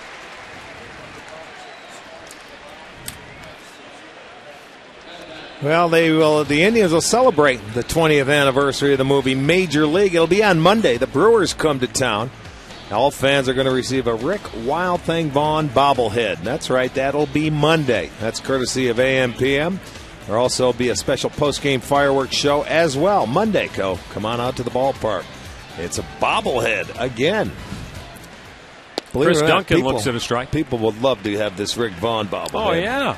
I mean, that's 20 years in the making, huh? Piece of Americana right there.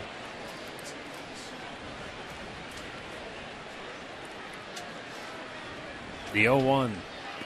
I mean, there are probably fans all over America who aren't even Indians fans that would love to have a Rick Vaughn bobblehead just because they remember the movie and how much fun it was. The 1-1. Just missed, down and away. 2 balls and a strike.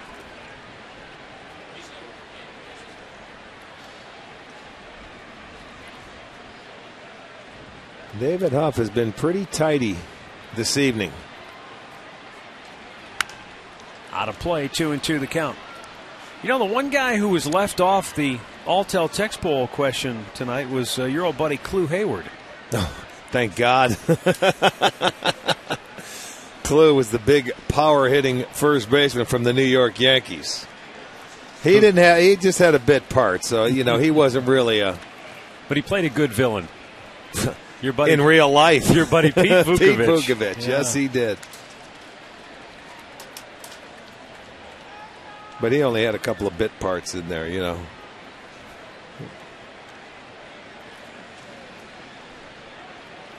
going to have to go back and watch that. That's a pretty funny movie. Well, you can stick around and watch it on the homestand. 3-2 pitch just missed, and that's the first walk issued tonight by David Huff. And it comes with one out here in the 7th inning. Let's get another look. How close was it? Well, close but no cigar. A little down and away. First walk, Carl Willis on the telephone. That'll probably get that bullpen up because this is uncharted waters for David Huff. His longest outing so far this year was 5 innings. He did that twice in a row, back-to-back starts, June 2nd and 7th.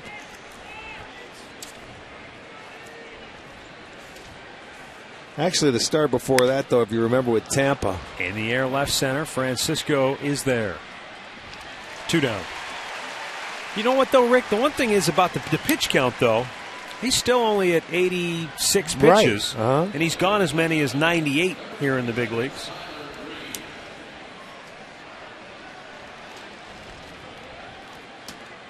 Well, and he's really not had any trouble that he's had to pitch out of. He's only walked 1.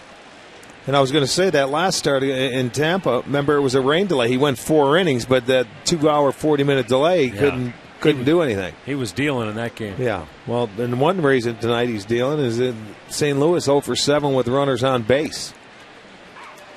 And Tyler Green takes a first pitch strike. He's 1 for 2. He had a base hit his last time up. Double barrel action in the Indians' pen.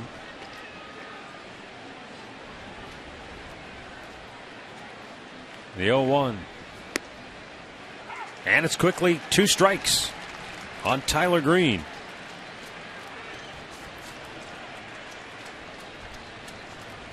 David Huff with his best start in the major leagues.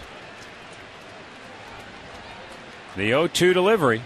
Swung out and missed. He struck him out. Shopik will flip it to first, and the inning is over. 7 terrific innings tonight for lefty David Huff. Stretch time in Cleveland. 2-1 Tribe.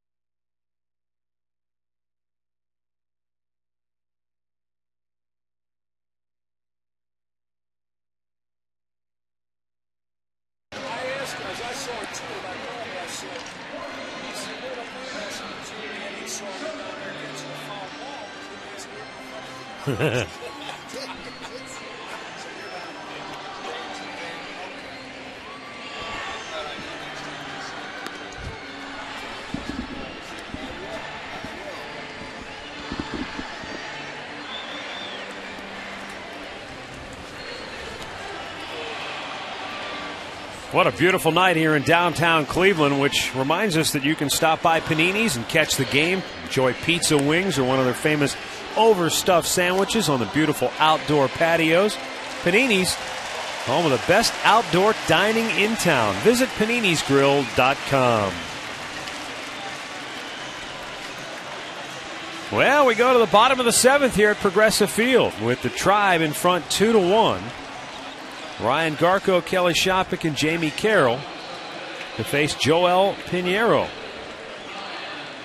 who comes back out here for the bottom of the 7th inning, even though he's over 100 pitches now on the night.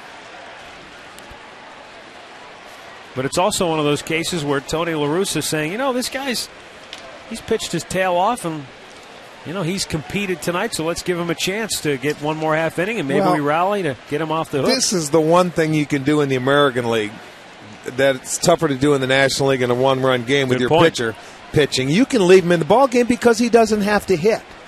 You know what I mean? So now if you're in a National League ballpark, you may have had to hit for him if you wanted to try and score and take the lead and get out of there and go to your bullpen. In the American League, you don't have to worry about that. Now it's a matter where your thought process goes is, when do I take my starter out and get into my bullpen? I'm sure he's got him ready to roll out there. Well, looking at the scorecard here, Rick, if this were a National League game, he'd be coming up to lead off the bottom half of this inning. Yeah, I checked that out. Yeah. I did check that out. So, he would probably go out and use him in this situation back in St. Louis as well. But, Tony, it's no big deal. He's managed over in the American League for the most part, over in Oakland and with Chicago before going to St. Louis. I've talked to managers about this in the past, and while a lot of people who watch the game, and great fans and, people who really know the game, tend to make more a deal out of the National League style versus the American League style, whereas the American League managers tell you the National League is actually easier because the game manages itself. Garko, meanwhile, lines one to the gap in left center. This will get down. It'll go to the fence. And Ryan Garko with a leadoff double here in the 7th inning. And the Indians trying to add to that lead. But the point being, if you're in the National League, the moves are made for you because you have to double switch, you have to take your pitcher out, pinch hit for him, etc. Garko gets on a little sinker here that he didn't get down enough and drives it in the gap. Second double of the day by the Indians. Well, you're right. If you're losing, you're going to pinch hit for your pitcher because you need offense. And we're going to get a pinch runner now for Garko, so he will come out. 1 for 3. Trevor Crow going in. And now you've got Kelly Shopik in an obvious bunt situation here. Well, you think about obvious bunt. He probably will be bunting. It's not obvious because if you can shoot it the other way, you have the lead. You could take a chance of letting them trying to hit it to right field and try and score a run. He squares. Good bunt down. Off the mound. Pinheiro looks to third, takes the out at first. Sacrifice completed. 1-3. And now a runner at third with one out for Jamie Carroll. Well, a guy where you feel is going to put the ball in play. You've got good speed at third base. Now, if you're Eric Wedge, they will probably bring their infield in, I would think. Yeah, you would think so. Here's Jason Mott, the young man we referred to earlier in the contest, a former catcher who was converted into a reliever, and he can hump it up there in the mid to upper 90s. Well, maybe they're just stalling for time right now because he is, let's go. You ready? They just asked him if he's ready. He says, yeah, I'm ready to go. That's what they sent that third baseman in. And we'll see if Tony's going to take that step up and come on out and bring in the gasser. The infield will come in. You have good speed with Crow, and Eric will probably take the chance of going on contact because Carroll is a contact hitter and you have the good speed at third base.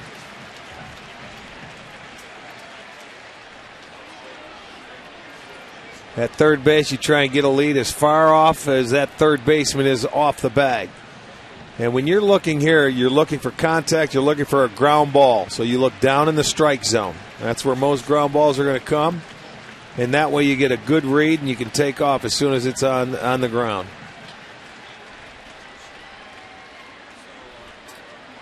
Here comes Tony La Russa. That was just back-to-back step-off moves to stall for a few more moments. Right. And he probably wanted to throw the ball because he doesn't want to come out in a 2-1 game, but he's going to make the move. And they were in contact with that bullpen. They wanted to make sure that Mott is ready. He probably needed just a couple more tosses to get loose. See, Piñeiro's not a strikeout guy. He's a contact pitcher. You're in a contact situation, and he's going to go to the bullpen. He wants the power arm. He's going for a strikeout in this situation with the kind of hitter that Carroll is up. A nice job by Piñeiro tonight. We've got a timeout here at Progressive Field. Cleveland 2, St. Louis 1. Runner at third with 1 out on the bottom of the 7th.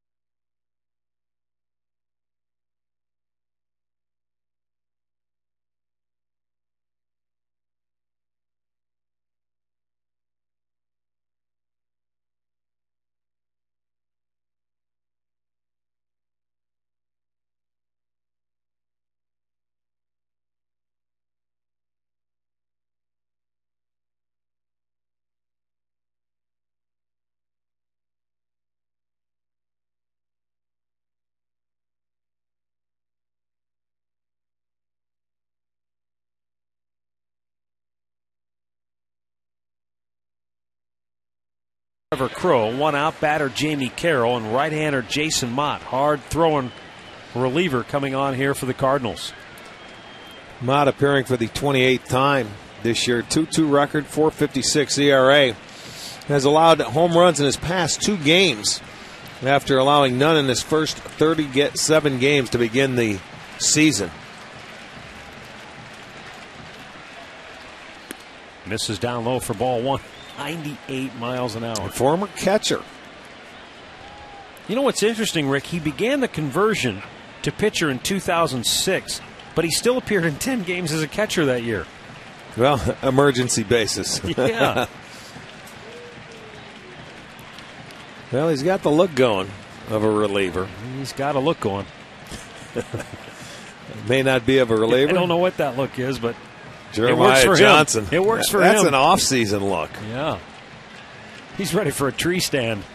He's going out into the Ozarks. A 1-0 pitch. Pitch out. Thinking maybe the squeeze was on. I have not seen Eric Wedge squeeze in 7 years since he's been here. I thought he had a squeeze play. No? I don't ever recall him make. He might have, but I don't recall it. If he did, I've never seen one. Right, I didn't do the game. Definitely, it's been rare, if at all. 2-0 pitch. Just missed 3-0. Now, this is a guy, I mean, he's going to make you work, Jamie Carroll. He's a tough out. I can see why he went to the bullpen to get this guy, only because Piñeiro is a contact pitcher. You got to go for the punch out here.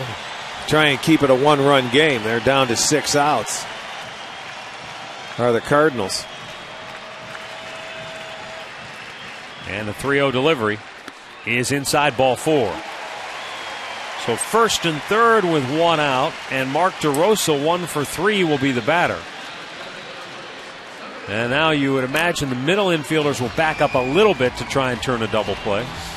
Well, you can fill the house for the Diabetes Association of Greater Cleveland. That'll be Wednesday. The Indians will close out their series with the Brewers. Every ticket sold $1 will be donated to the charity. And the season-long community outreach program has raised over $170,000 for local charities. Those middle infielders do back up a little bit. They're trying to turn two if they get one hit at them. Yeah, if it's right at them and they can turn it, one hopper, they do it. Slow chopper hit up the line. The throw home, and it is in time. What a play by Mott on the check swing tapper by DeRosa. And Crow is retired at home plate. I'm not so sure Trevor Crow got a good jump at third base. He sort of hesitated over there on the check swing. This is almost like a bunt. I don't know if we're going to have an angle. I think it surprised everybody, but you could see Mott looking over there, and that took a long time. But he comes in, and they are able to nail Trevor Crow at home plate. Let me see the jump. Check, check. No, he hesitated. Yeah. He didn't go on contact, and that ball was on the ground. It doesn't get any easier than that to read. But he had a hesitation over there of about 1 second. Boy, that was close at home. It almost looked like Crow's foot got in before the tag, but he's punched out. And now Tony La Russa may want to make another move to turn Victor Martinez around here. Well, it depends on what side of the plate you want him to hit from. Either that or he's just going to talk to him, because Victor, he's almost identical from each side. 338 right, 339 left. Yeah, it looks like he's just talking straight. No, he is going to make a move. He wants to turn him around. So he'll bring on the left-hander. And we've got a timeout here at Progressive Field. 2 on, 2 out, bottom of the 7th. Tribe leading it 2-1.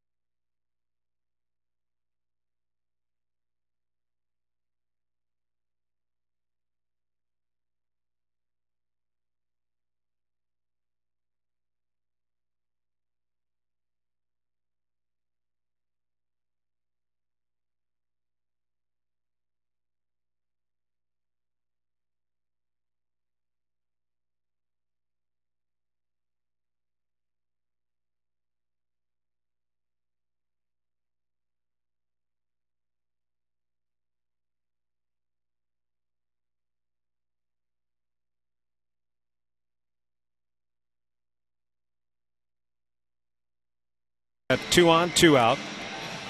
Victor Martinez coming up. One more look at the plate. Watch his front foot.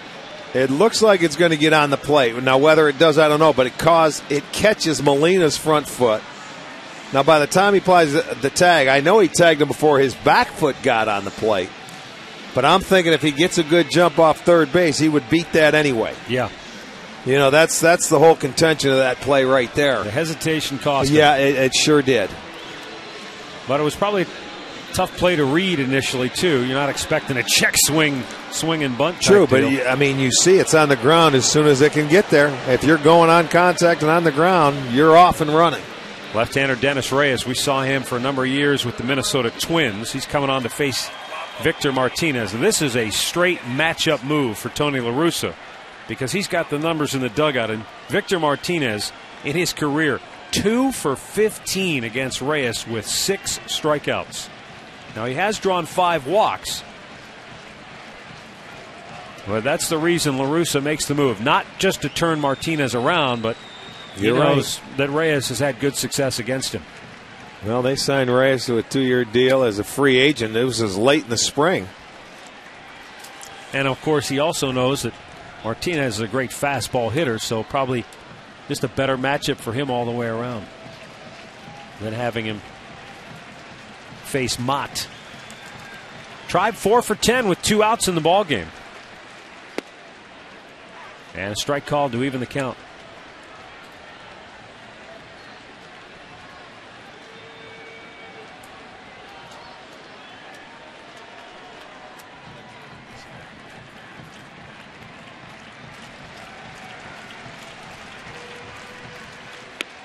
Missed outside with it. 2 balls and a strike.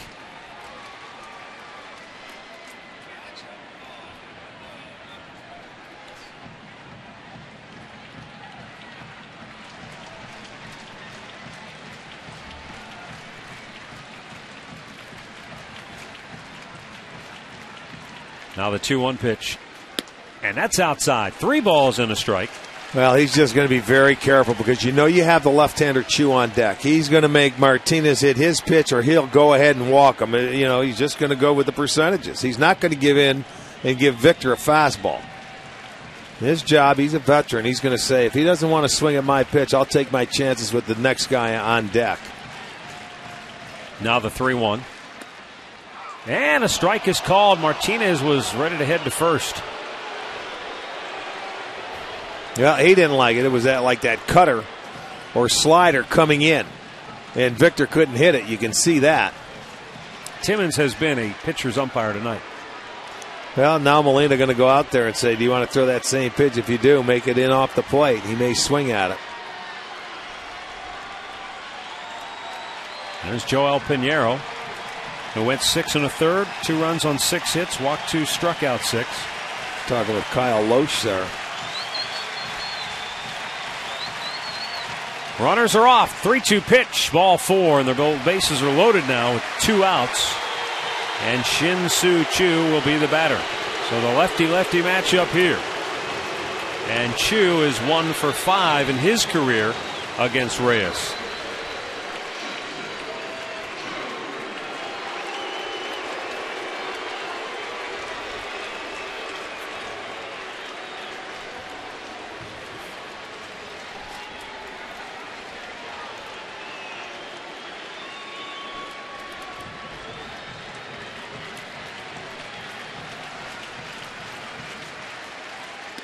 He brushed him back with the first pitch.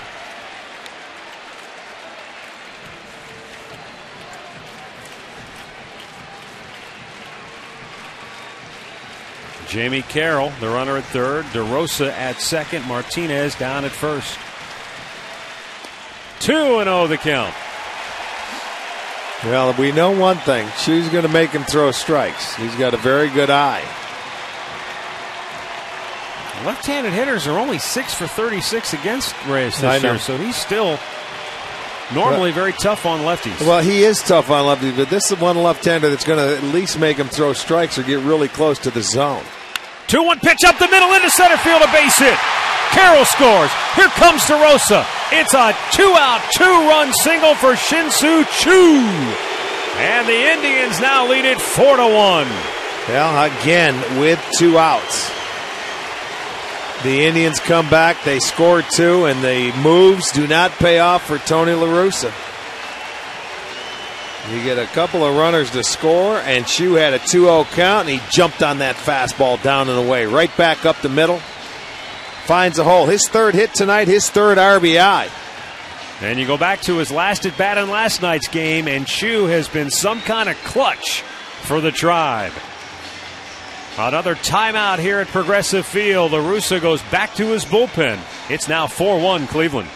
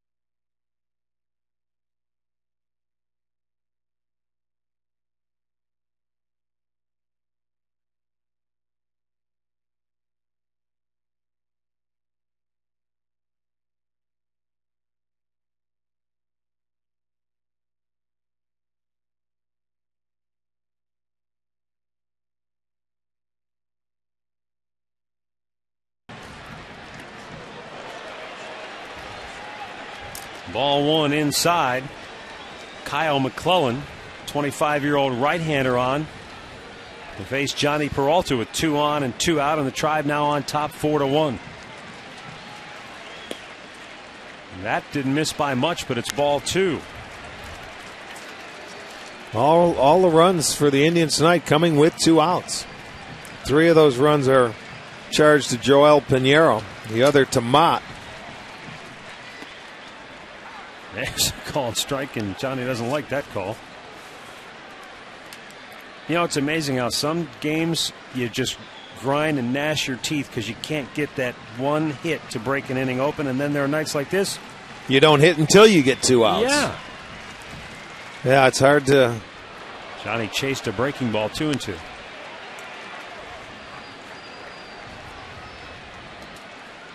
As Harry Carey would say, I just can't figure it out.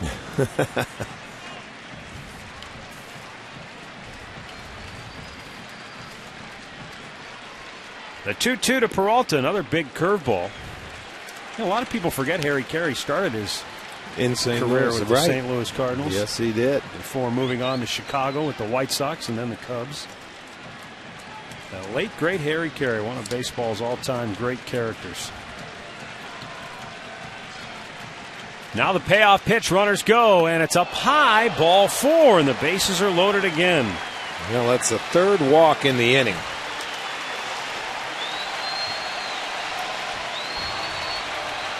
That's setting the stage now for Travis Hafner. 4 Cardinal pitchers have worked here in the 7th inning, and it's that elusive 3rd out that has haunted them all night long.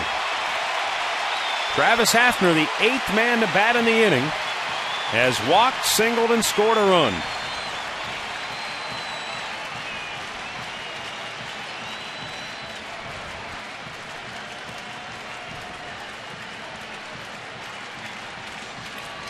Hafner trying to put this game out of reach with one swing of the bat. And he rips it foul down into the lower deck right side.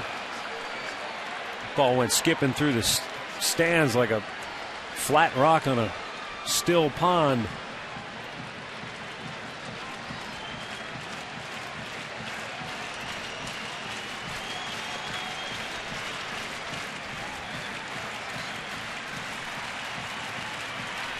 Indians winners of 4 of their last 6. Trying to stay on a roll here at Progressive Field in the opener of this 3-game interleague series with the St. Louis Cardinals.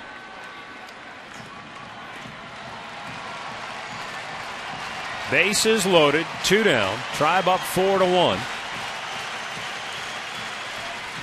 And Kyle McClellan's pitch is low and away.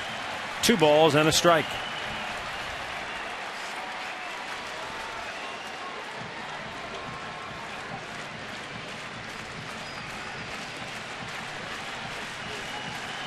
Prunk perhaps taking aim at Prunkville. And a ball in the dirt and a good stop by Molina.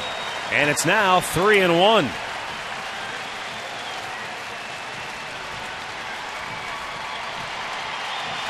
Tony La Russa can only bite his lip. There's nothing he can do. You make your moves. If the pitcher, they do their job, you look great. If they don't, it's like, what are you doing?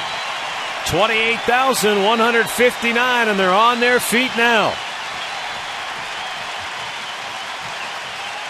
They want Cardinal blood.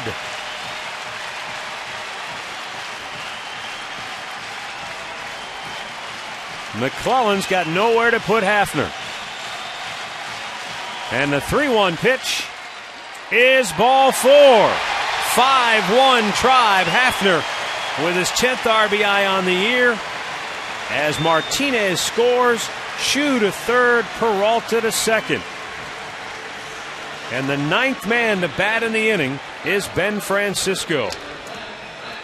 The St. Louis bullpen in this inning has made 25 pitches, 18 balls, only 7 strikes. Well, let's look at it. They've walked 2, 4, 6 guys, and as of right now, 4 of them have scored. A base hit here, and possibly all 6 could have scored. So the walks have certainly hurt the St. Louis Cardinals tonight. Dave Duncan's ready to wring somebody's neck. Well, I mean, there's no way to defend that walk. They had a chance to get out of that inning when you had the DeRosa hit into that fielder's choice at home plate with Trevor Crowe getting thrown out. A strike is called. He got some help there, and look at Francisco. He's saying don't help him out when he's struggling to throw strikes, and it could have very easily been a 2-0 count. Ben struck out twice, but that RBI double sandwiched in between with 2 outs in the 4th inning gave the Indians back the lead tonight. Chops it foul, and he's down on the count 1-2.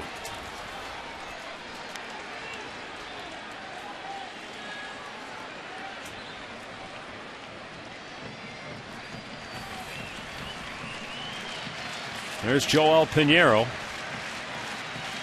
He's on the hook for the loss now with the Tribe in front 5-1, and Ben Francisco lifts a fly ball to deep left. Stavanoa is back, and he'll make the catch, and the inning is over. Indians leave them loaded, but they score 3 and will go to the 8th with the Tribe in front 5-1.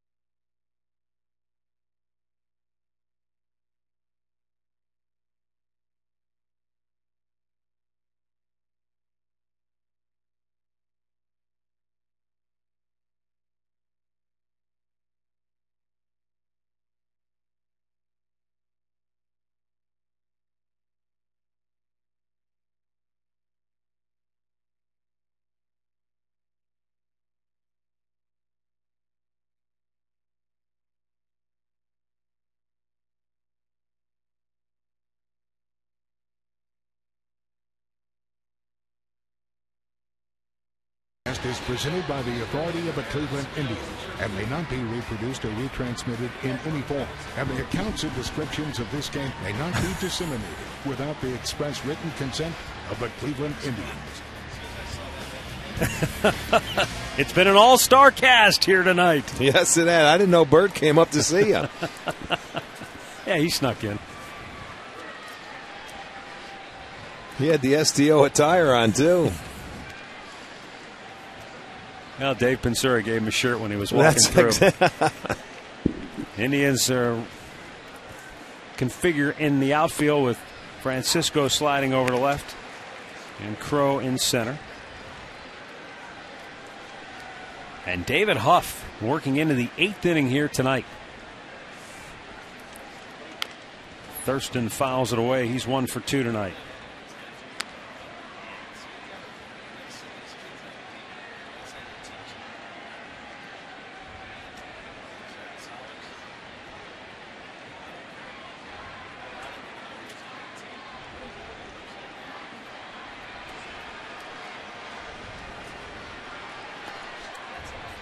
Thurston won't chase. And the count 2-2.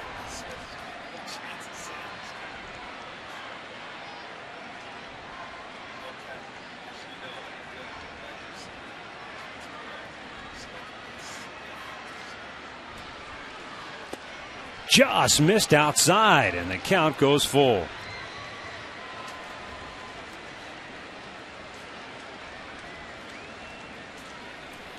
There's right-hander Joe Smith loosening for the Indians. David Huff has struck out 5. He has walked 1. And he's at 95 pitches. The 3-2. And it's fouled out of play. He's got to throw a strike. Don't get too fine. Just throw the strike. Make him hit his way on. You don't want to start him off with a walk. He's gone as deep as he ever has so far in a ball game. Stay aggressive. And that's fouled away.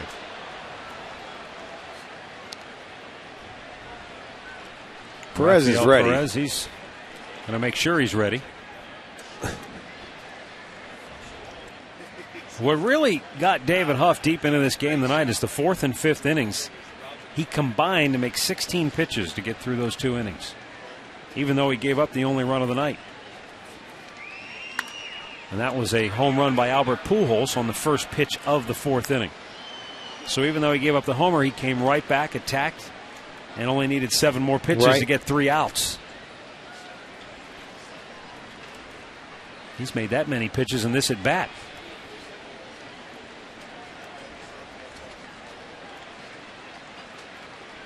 And the 99th pitch of the night. Beautiful. Is grounded to first. Martinez will go to the bag himself. Victor, take it. 1 down. Let's go back to the STO studios right now for a Forward Sports update.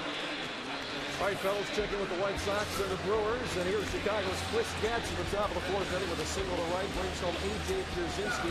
White Sox lead the Brewers as they're heading to the top of the 5th inning out in Milwaukee, 2-0. Back to you. All right, thanks a lot, Al. Here it's 5-1 tried.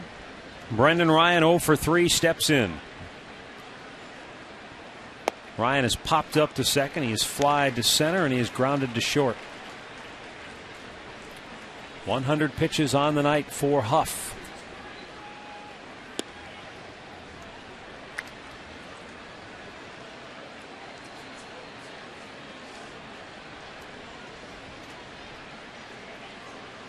The 1-1. But when you're a rookie and your team has just scored 3 for it and you've got a 4-run lead, he probably feels fresh as a daisy. Just missed. What happened to the pitcher's umpire? 3-1 the count.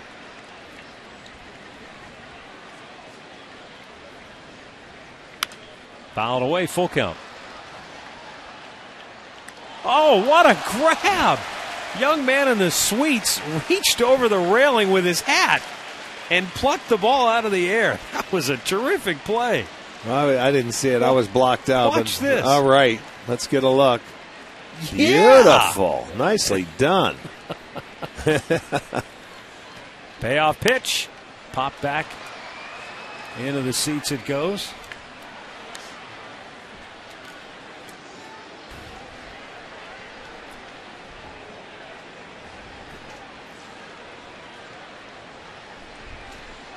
Eric Wedge looking at the matchups. Broken bat blooper is going to drop in center. And now with the left-handed hitting Rick Ankiel coming up, we'll see if it's time to make the move.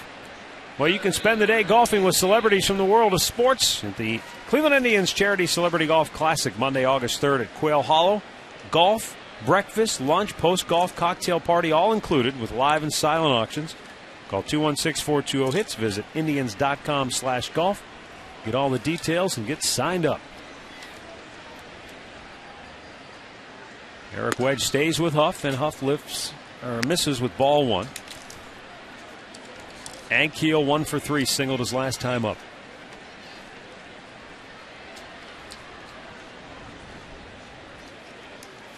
Breaking ball, and it just missed. The Cardinals have had no luck today, Matt, with runners on base. They are 0 for 8. So David Huff has been able to do that out of the stretch. In his last start against the Sox, they were 1 for 8 with runners in scoring position. So now starting to fall behind, maybe getting a little tired. Well, it's 3-0 now. I think Eric Wedge wanted to give him a chance to work through the inning even after giving up the base hit. Comes back, gets a strike.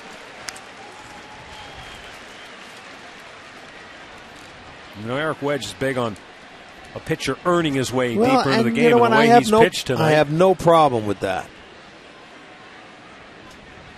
Swing and a miss, full count. I'm sure after the game he'll tell you, well, David Huff earned the right to stay out there and pitch in this 8th inning. Now, if he gets another runner on, he's going to go to the bullpen. And he's going to give him one more chance to get out of this. Payoff pitch. Just missed, ball 4. So he's got 2 on with 1 out. And that's going to be it. But a terrific effort by David Huff. A career-high 7 1/3 innings pitched tonight. He's allowed 1 run. He'll exit, and he'll be responsible for the 2 men on base. But it's going to be a right-hander, Joe Smith, coming on to face Albert Pujols when we come back.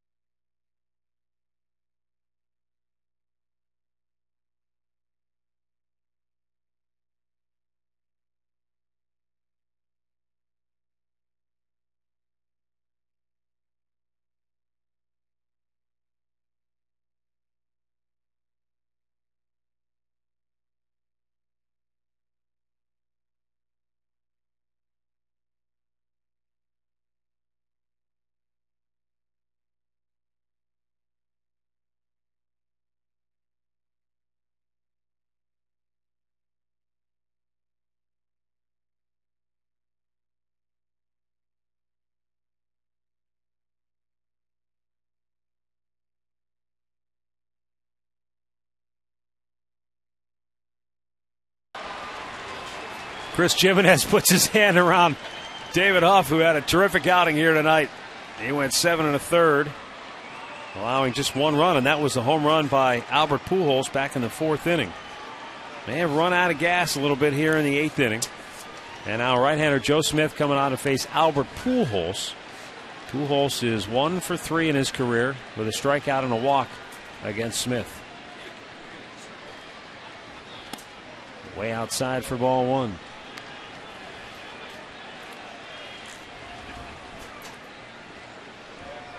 Well, it hasn't been. It's been a very short season for Joe Smith to this point. That's one of the reasons why the Indians went out and acquired him in the offseason, is to match up against tough right-handed hitters.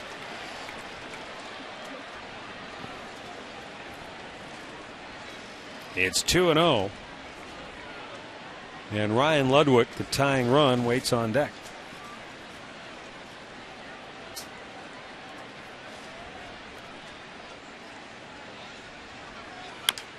Pujols took a hack and fouled it off.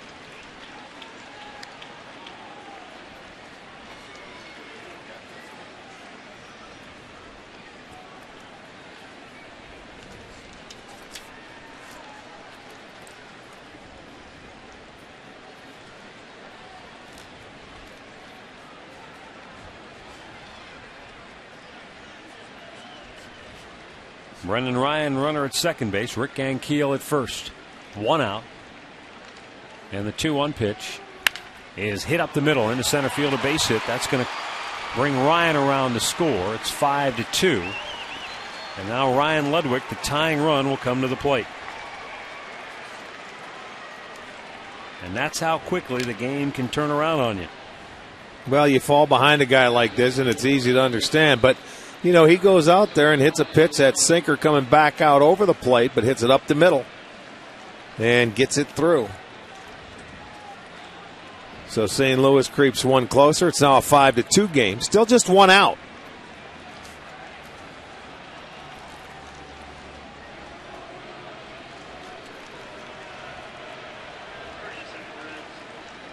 Ludwig lines one into left field, another base hit. They're going to bring around Ankiel. He's going to score. Back-to-back RBI singles. And it's a 5-3 ball game. All right, now you close the book on David Huff. He gives up 3 runs. Smith allows 2 inherited runners to score. This ball in off the plate, but Ludwig looking for that pitch in there and gets it and gets the base hit. And now Nick Stavinoa will be the batter. And Stavinoa 0 for 3 tonight with 2 strikeouts. Here comes Carl Willis, the pitching coach.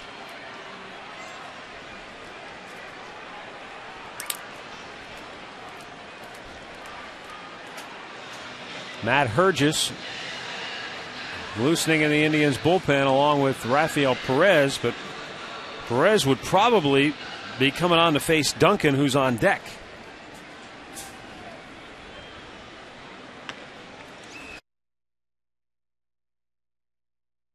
Get the tough right-handers out now, and when they get up there and get base hits, there's not much you can do. He's a matchup guy. So Carl Willis has his say with Smith, and he will head back out. So you're right, this is going to be his last hitter. And it's a big batter right here, because that tying run is at first base.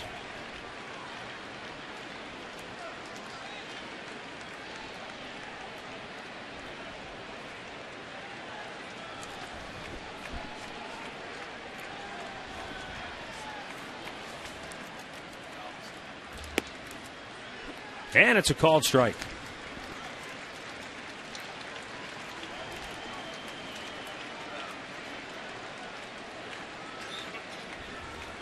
Nick Stavinoa, born in Houston, Texas. 7th round pick back in 2005. Down low to even the count.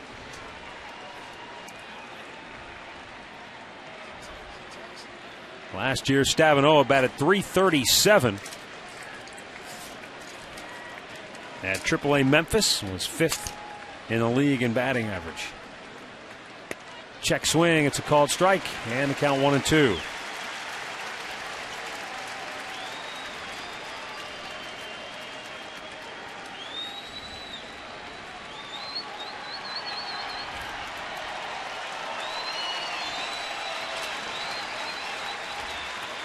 Now Smith with a 1-2 pitch, and it's outside to even the count. Seems like when he's gone away tonight, he's missed off the plate. Yeah. Can't get those hitters to chase it. No, they're not. He's too far off the plate. Yeah, not close enough to get a swing. There's a good pitch, and he just got a piece of it to stay alive. That's that pitch away that it's hard to get the bat on the ball with the movement. Well, it's a sinker. He ends up actually swinging and hitting the top part of the baseball on that sinker. And that's what he's looking for, is a ground ball here to get that double play. He'd love to see him roll over on one.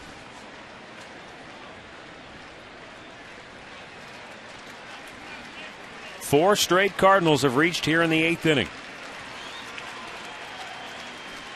Indians with a 5-3 advantage. 2 on, 1 out on a 2-2 count on Nick Stavinoa. And again, he fights it off to stay alive.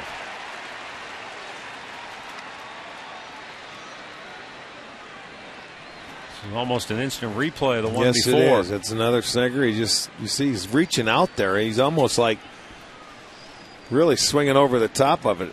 If he keeps that pitch there, I don't know if he's going to hit it hard enough to get a double play ball. Going to beat it right into the ground. Yeah, that's what it looks like, a topper.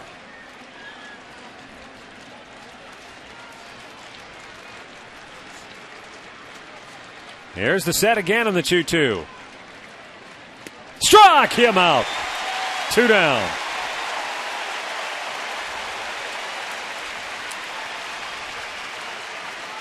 He made that one just a little bit farther outside. Yeah, that's right. That's exactly what he did. He went out with it and got him. That's a bad swing. He got him to swing and miss as a hitter. The other two were in about 6 inches where he was just able to just get a piece of it, and Eric Wedge is going to come out and get Perez. He wants the lefty to face Chris Duncan. So another timeout here at Progressive Field, 5-3 Cleveland.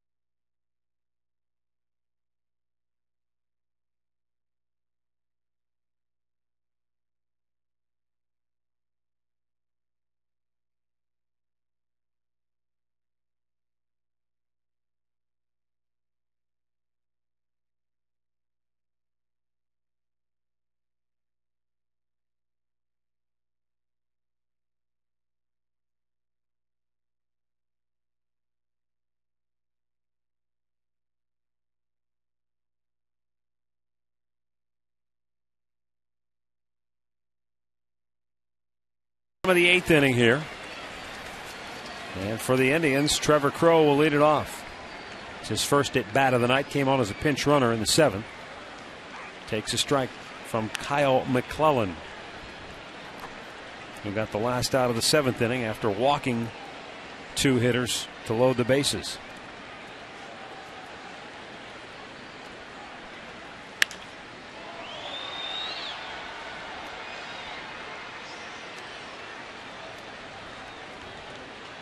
You're telling me what, it took an hour to play the bottom of the 7th and the top of the 8th? Yeah, it sure did. It started at 8:56. The bottom of the 7th started there. So 1 inning. It took us an hour. Well, let's see. We went through 4, 5, 6, 7 pitchers combined. Yeah, that'll do it.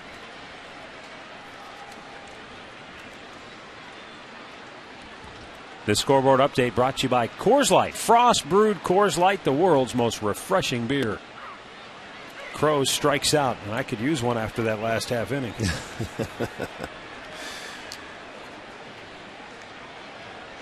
One away now for Kelly Shopik. Kelly's 0 for 2. He has struck out twice. Laid down a sacrifice bunt his last time up.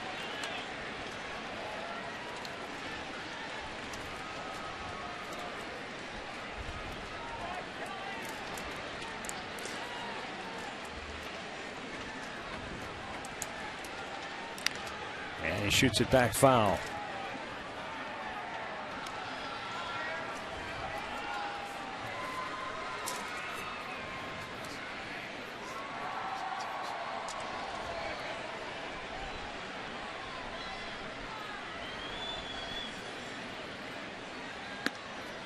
Missed up high. 1 ball, 1 strike.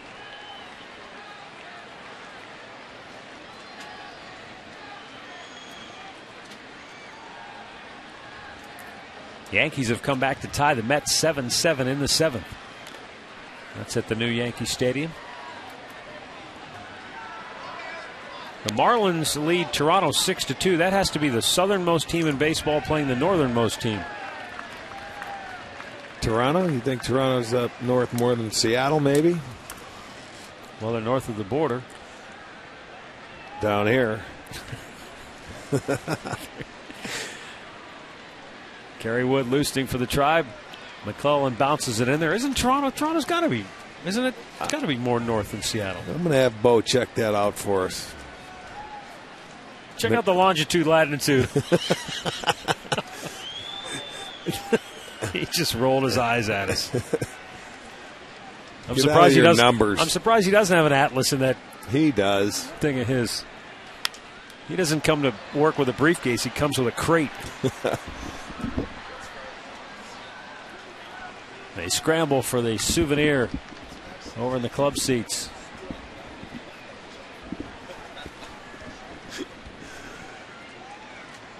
Tommy's calling his good friend at AAA right about now.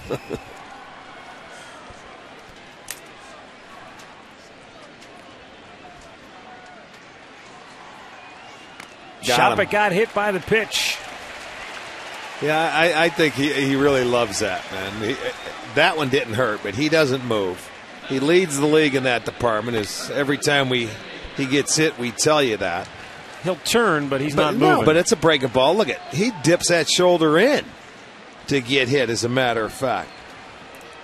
That's 13 times he leads the majors. There it is. Without a doubt. That's 43 times for the Indians. Jamie Carroll steps in, a single, a walk, and a run scored tonight. Back to the screen.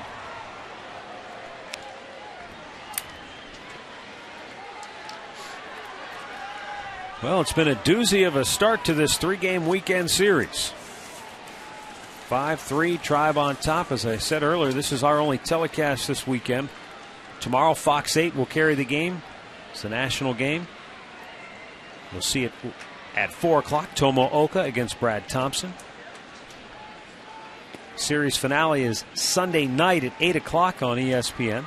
And Cliff Lee will go for the Tribe against Chris Carpenter. You talk about a great matchup. Yeah, oh, boy. Gotta love that one. A couple of former Cy Young winners. Monday night will also be on ESPN when the Indians open the series against the Brewers. We're back with you Tuesday night for the middle game and finale of that series against the Brewers. It's Giovanni Gallardo against Jeremy Sowers on Tuesday night here on STO, and then Wednesday, Jeff Suppan against David Huff.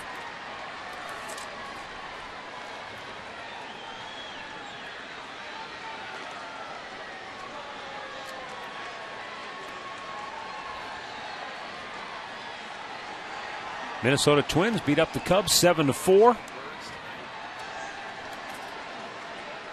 Historically, the American League has always dominated in interleague play since its inception back in 1997. Detroit beat the Pirates 3-1.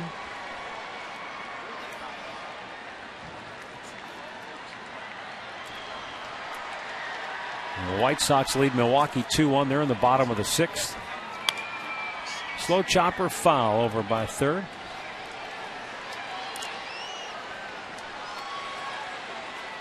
Mariners beating Colorado 3-1. They're in the bottom of the 3rd.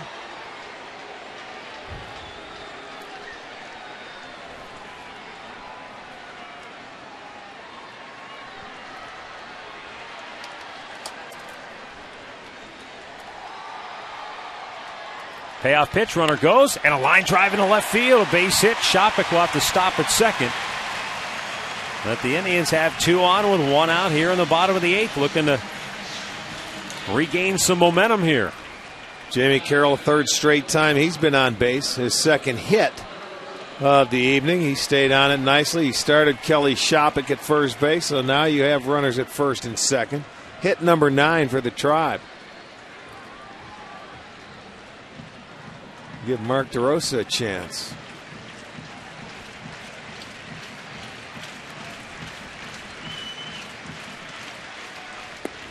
Couldn't help himself. A couple times tonight he's been out. You know, he was swinging the bat very well especially off a tough right-hander yesterday when he reached every time off Zach Greinke. And, you know, he felt like he was going to be a little more comfortable getting back into that National League, but he seems to be a little too anxious tonight.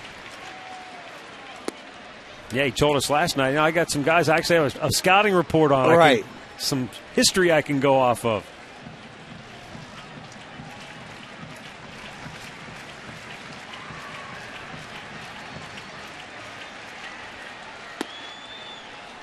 And a strike is called.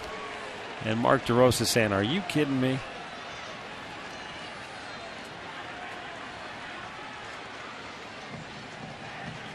No, obviously he felt that ball was too low to be a strike.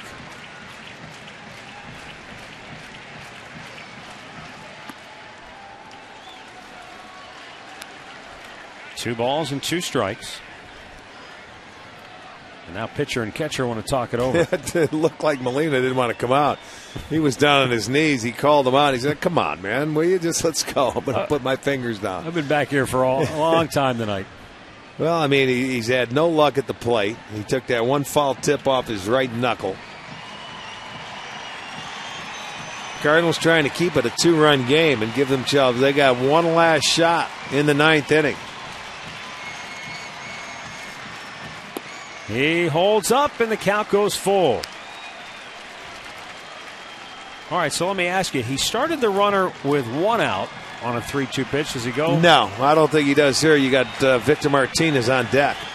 DeRosa will strike out a lot, so no, you keep him putting Shopik's the runner.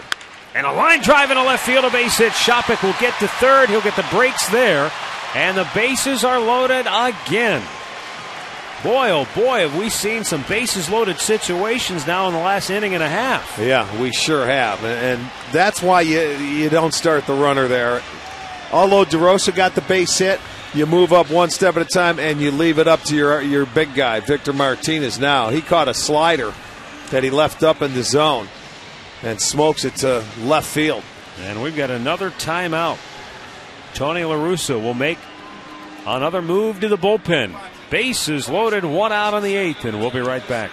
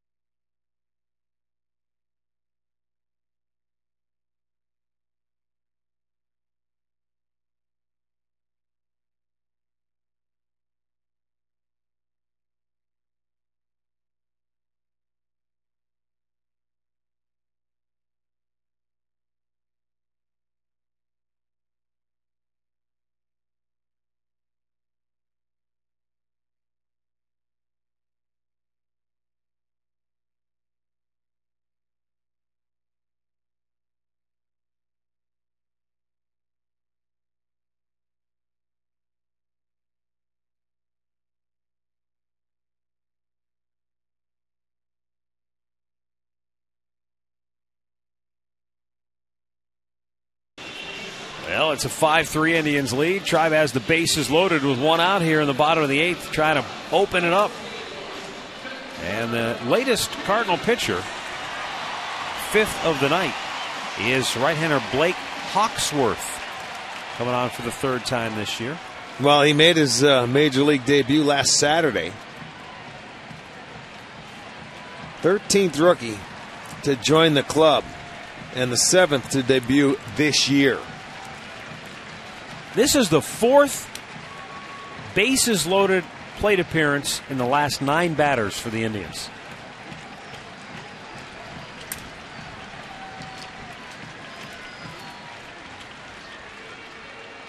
And Martinez lines a base hit into left center.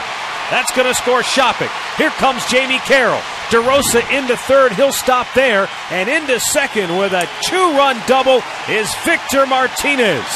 And the Indians now have a 7-3 advantage.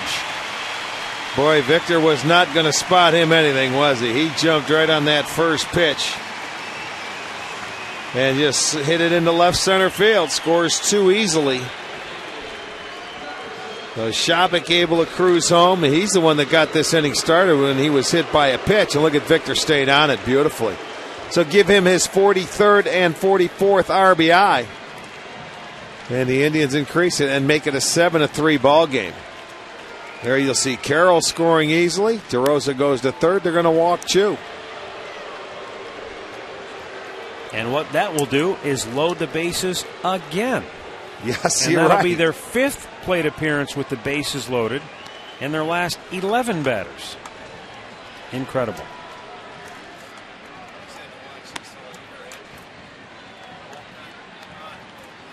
Seven runs on 11 hits for the Tribe. 3 runs, 8 hits for St. Louis. Just when it looked like the Cardinals had gotten themselves back into the game with a chance maybe in their last at bat, their bullpen has allowed the Indians to regain the momentum and tack on some much-needed insurance. Chu down to first. He's been on base safely 4 times tonight. 3 hits, 3 ribbies. Now the intentional walk. Johnny Peralta 0 for 3 will be the batter. They've walked 7 guys tonight, and they hit 1. 4 of the walks have scored, and the hit batter scored. So there's 5 runs right there without, they're getting on. They gave him the base runner. Johnny fouls it over top of the dugout suites into the lower deck, and that was a screamer. You're sitting down there, you just hope it misses you because you can't get out of the way. You just hope you're paying attention.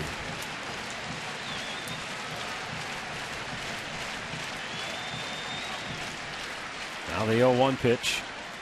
Johnny with the chopper to short. They get 1 at second. Thurston bobbled to exchange, but able to throw on to first to complete the double play. Indians get 2.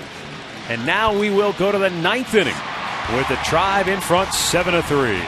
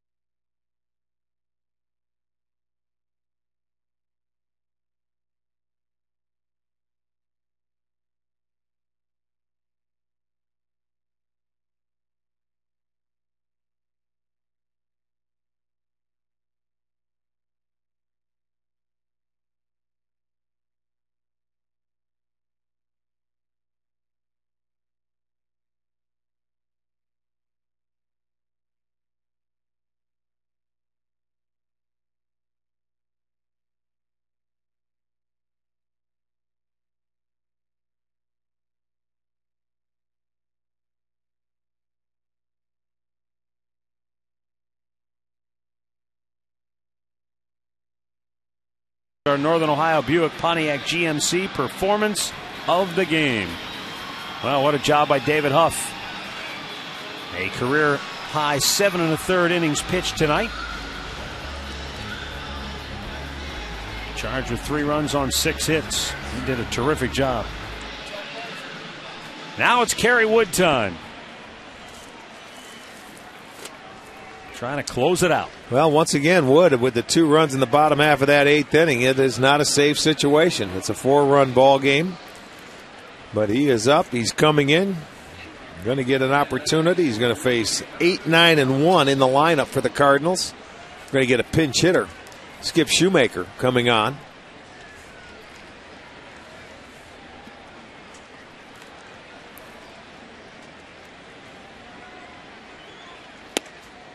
And a fastball strike from Kerry Wood.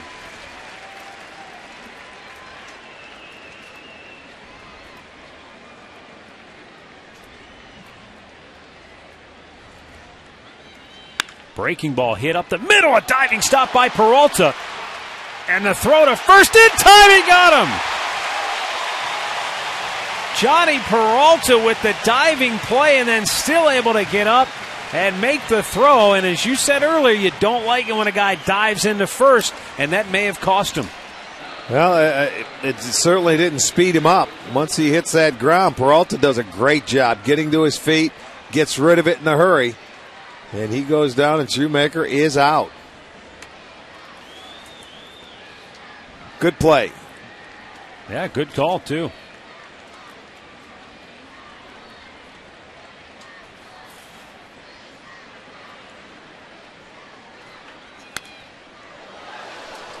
Pop back.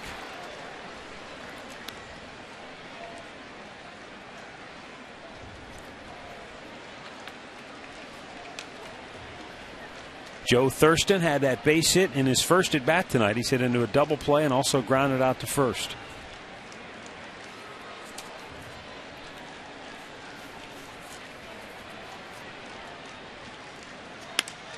Popped in the air on the infield. Now drifting out into shallow center. It's going to be Peralta, 2 down. Let's grab the results of our All-Tel text poll question of the game.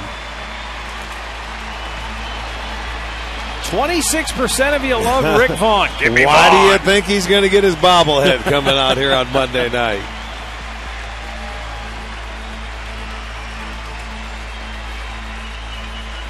Well, they'll get Vaughn on Monday night. You got it. So with 2 down, and the Tribe in front 7-3, Brendan Ryan steps in against Kerry Wood. And a ground ball to second base. Carroll has it. He'll throw to first, and the Indians win the opener of this interleague series by besting St. Louis by a final score tonight of 7-3. The Indians have now won 11 of 15 games in their career against the Cardinals.